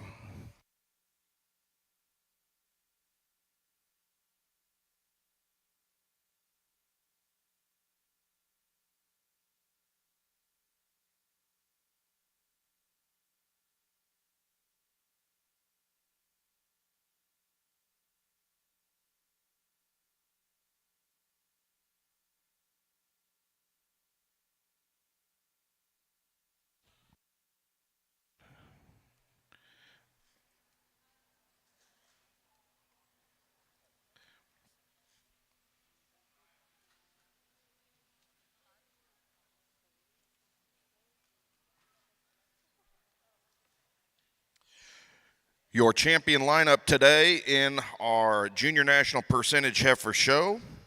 Out of Division 1, we have entry number 316, Cooper Dorn from Henning, Minnesota. Out of Division 2, entry 318, McKenna Mitchell from Justin, Texas.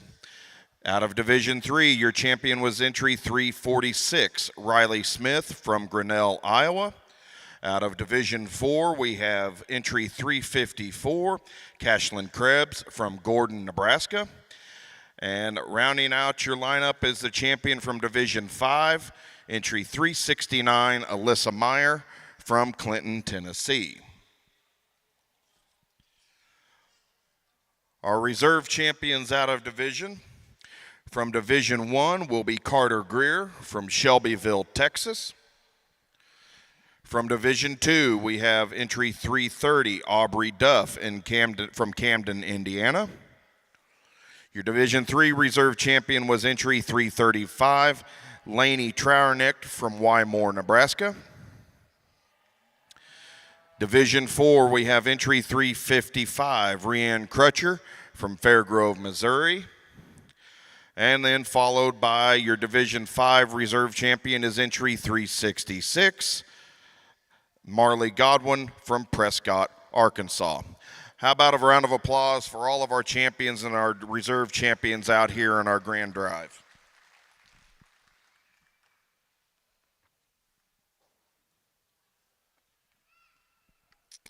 I'd like to remind everybody at our banquet tonight, we will have our conference awards here at 3 o'clock in the arena following the show.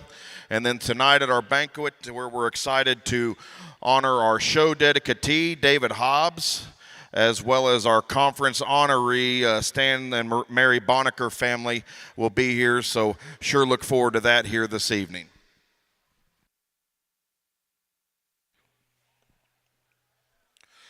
Your Grand Champion Percentage Heifer today is sponsored by Frontier Embryo Center and will also receive a $1,000 scholarship that is sponsored by Lehman Charlet. Your Reserve Grand Champion is sponsored by the Texas Junior Charlet Association.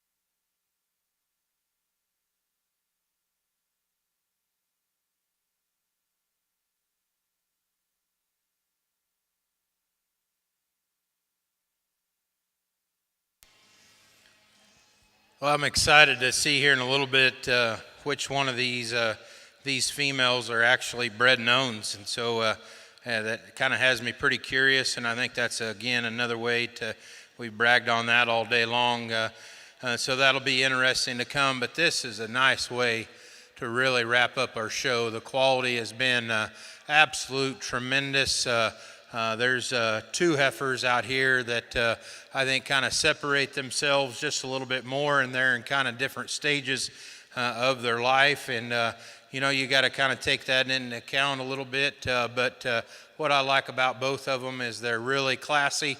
They're females that look like heifers, but at the same time, they've got something to them. There's some bone and some foot size underneath them, and it's just kind of comes down to which one you think maybe has a little bit more to them, and then which one maybe just has a little bit more soundness and flexibility to kind of go along with all the mass and quality. And so it's been a tremendous show. I want to thank the association and the junior board and the folks, whoever was responsible for inviting me to come here at your 50th Junior National. It's been an absolute pleasure.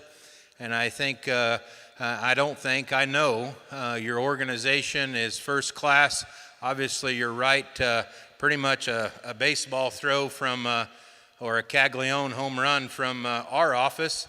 And we do try to do a lot with your association, and I think there's a big time place for Charolais cattle within this industry, and it's going to just keep coming.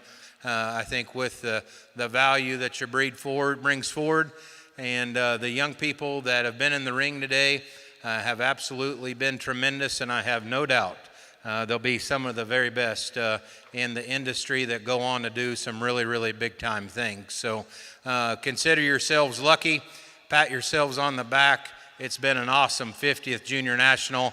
I'm going to get you 2 percentage heifers, but congratulations to all of you.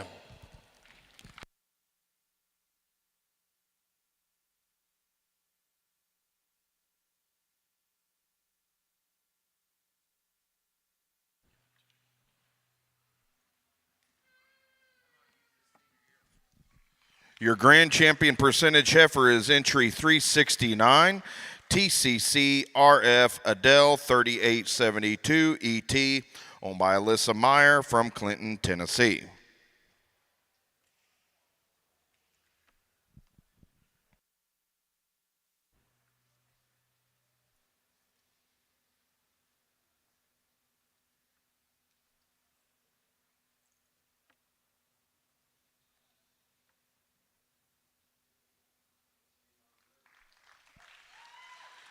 Your reserve champion percentage heifer is entry 346, FAB Dixie 7M, owned by Riley Smith, Grinnell, Iowa. Congratulations to everybody out here and our champions today. Next up, we will have our champion and reserve champion bred and owned percentage heifer.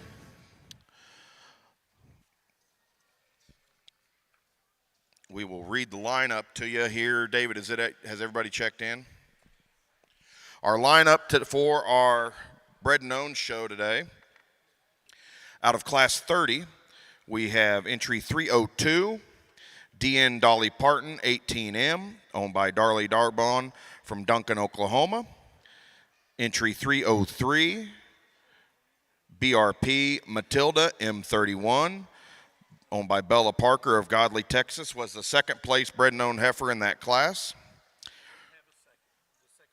The seconds didn't come back, so there will be no 303. From class 31, we have entry 314, PR Rose Gold 2409, owned by Case Peterson, Mountain Grove, Missouri. From class 33, your first place bred and owned heifer is entry 324, 1924M, Phoenix Flower, owned by Hayden Eagle from Fountain City, Indiana. From class 34, your first place bred and owned heifer was 328 SC Miss Princess 412, owned by Jackson Stone from Clinton, Missouri. From class 35, we have entry 336, Outrageous Eclipse, owned by Wade Ross from Quitman, Georgia. From class 36, we have entry 351, ODW Fluff 143M, owned by Owen Weisinger from Fort Madison, Iowa.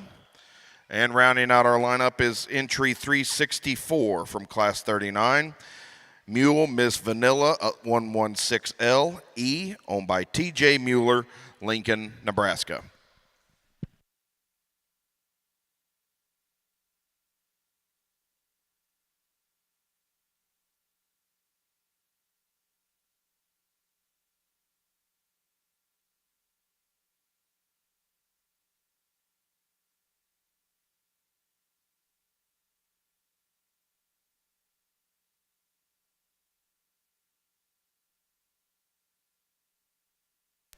Well, there was a time probably when some of you first leaders of this organization, when your percentage show, these were all that was here, and it was a really good lineup, and I would still consider it a very, very strong lineup of quality, and I'm not surprised, again, by the quality that we've had throughout this show that these have come, right, from some of these breeders, young breeders has heard, and so it's very, very impressive. Again, I want to appreciate your efforts here. This facility, I've actually not been in it before, but it is classy.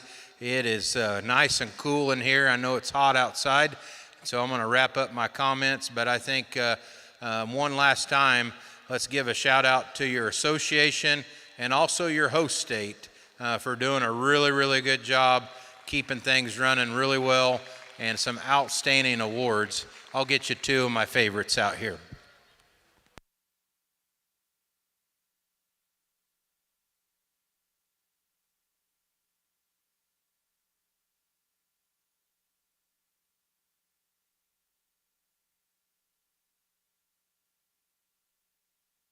Champion bred known as entry 351, ODW Fluff 143N, owned by Owen Weisinger from Fort Madison, Iowa.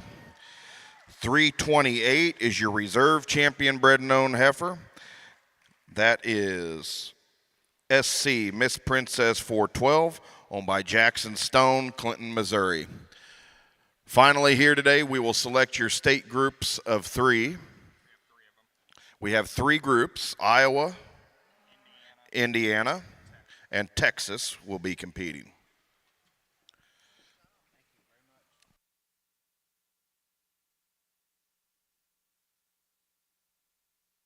And again, our order of business at 3 o'clock, we'll have our conference awards program right here in the show arena, followed by your annual membership meeting, and then the banquet will be this evening.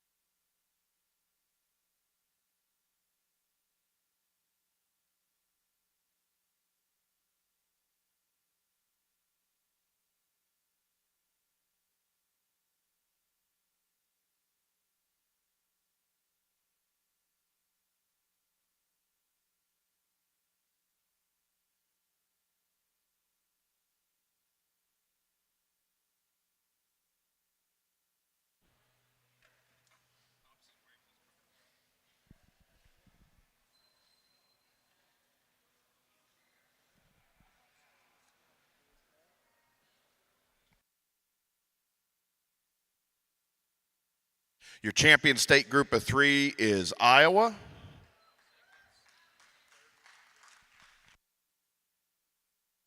Reserve champion goes to Texas.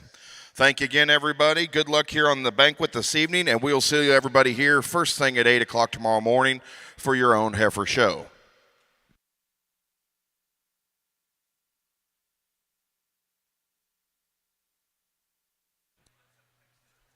Excuse me, that's not Texas. Indiana is your reserve state group of 3.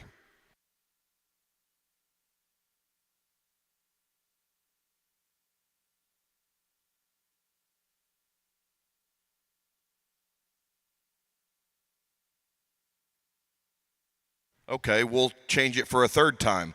Iowa is still your champion state group of 3. Now that we've got all fieldmen to know where everybody's from, what did we just say? Nebraska is going to be your reserve champion.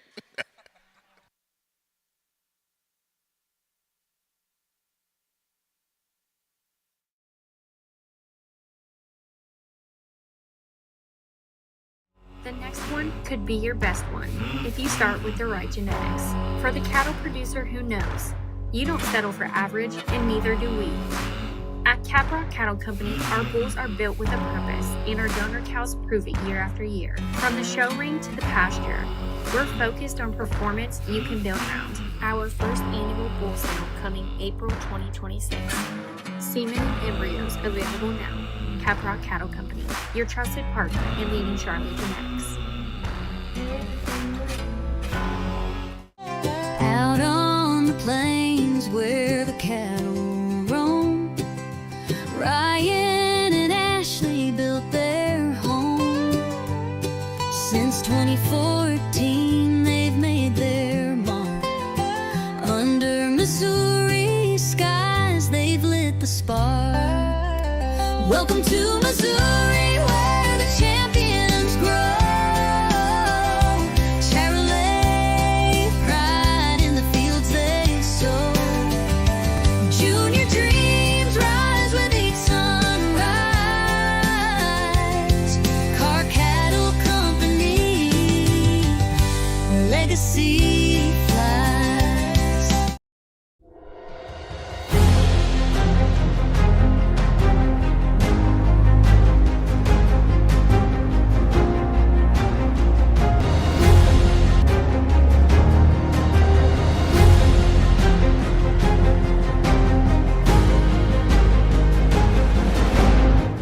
We are excited to have stout, sound, and functional cattle. That is one of our major goals. We look forward to seeing you at our fall clearance sale October 4th. We will have 50 plus lots of Charolais, Red Angus, and Simmental females. At Frontier Embryo Center, where tradition meets innovation in cattle breeding and fertility services, we're more than just a cattle service. We're your partner in elevating your herd's genetics. Our 60-day pregnant recip program and 6-month wean calf program are designed to maximize your genetic potential. With premium recip cows that are always on hand, health tested and selected for their docile and maternal traits, we handle the hard work so you can focus on growing your operation.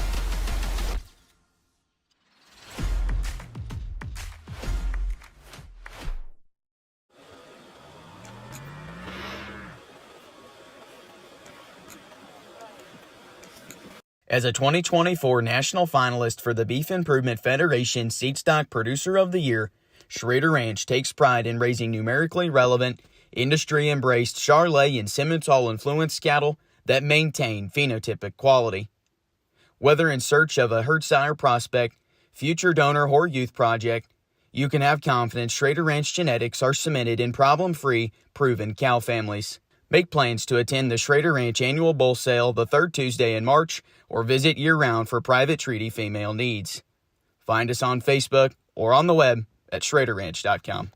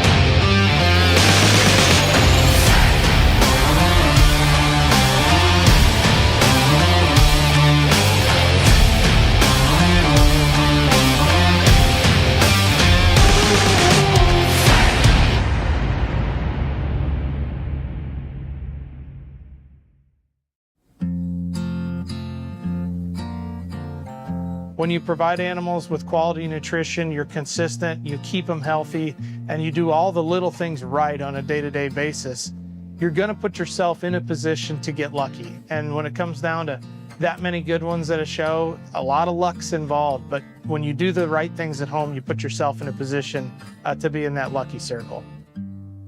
On a day-to-day basis, it's wake up about 6 o'clock, get ready for school. And after I get ready for school, I go to the barn and I feed all my show animals. And when I get home from school at about 4 o'clock, from 4 to 8, I'm in the barn. The cattle and sheep and goats and pigs, they all need the same supplements to keep them healthy. And the healthier they are, the more they want to do, just like us.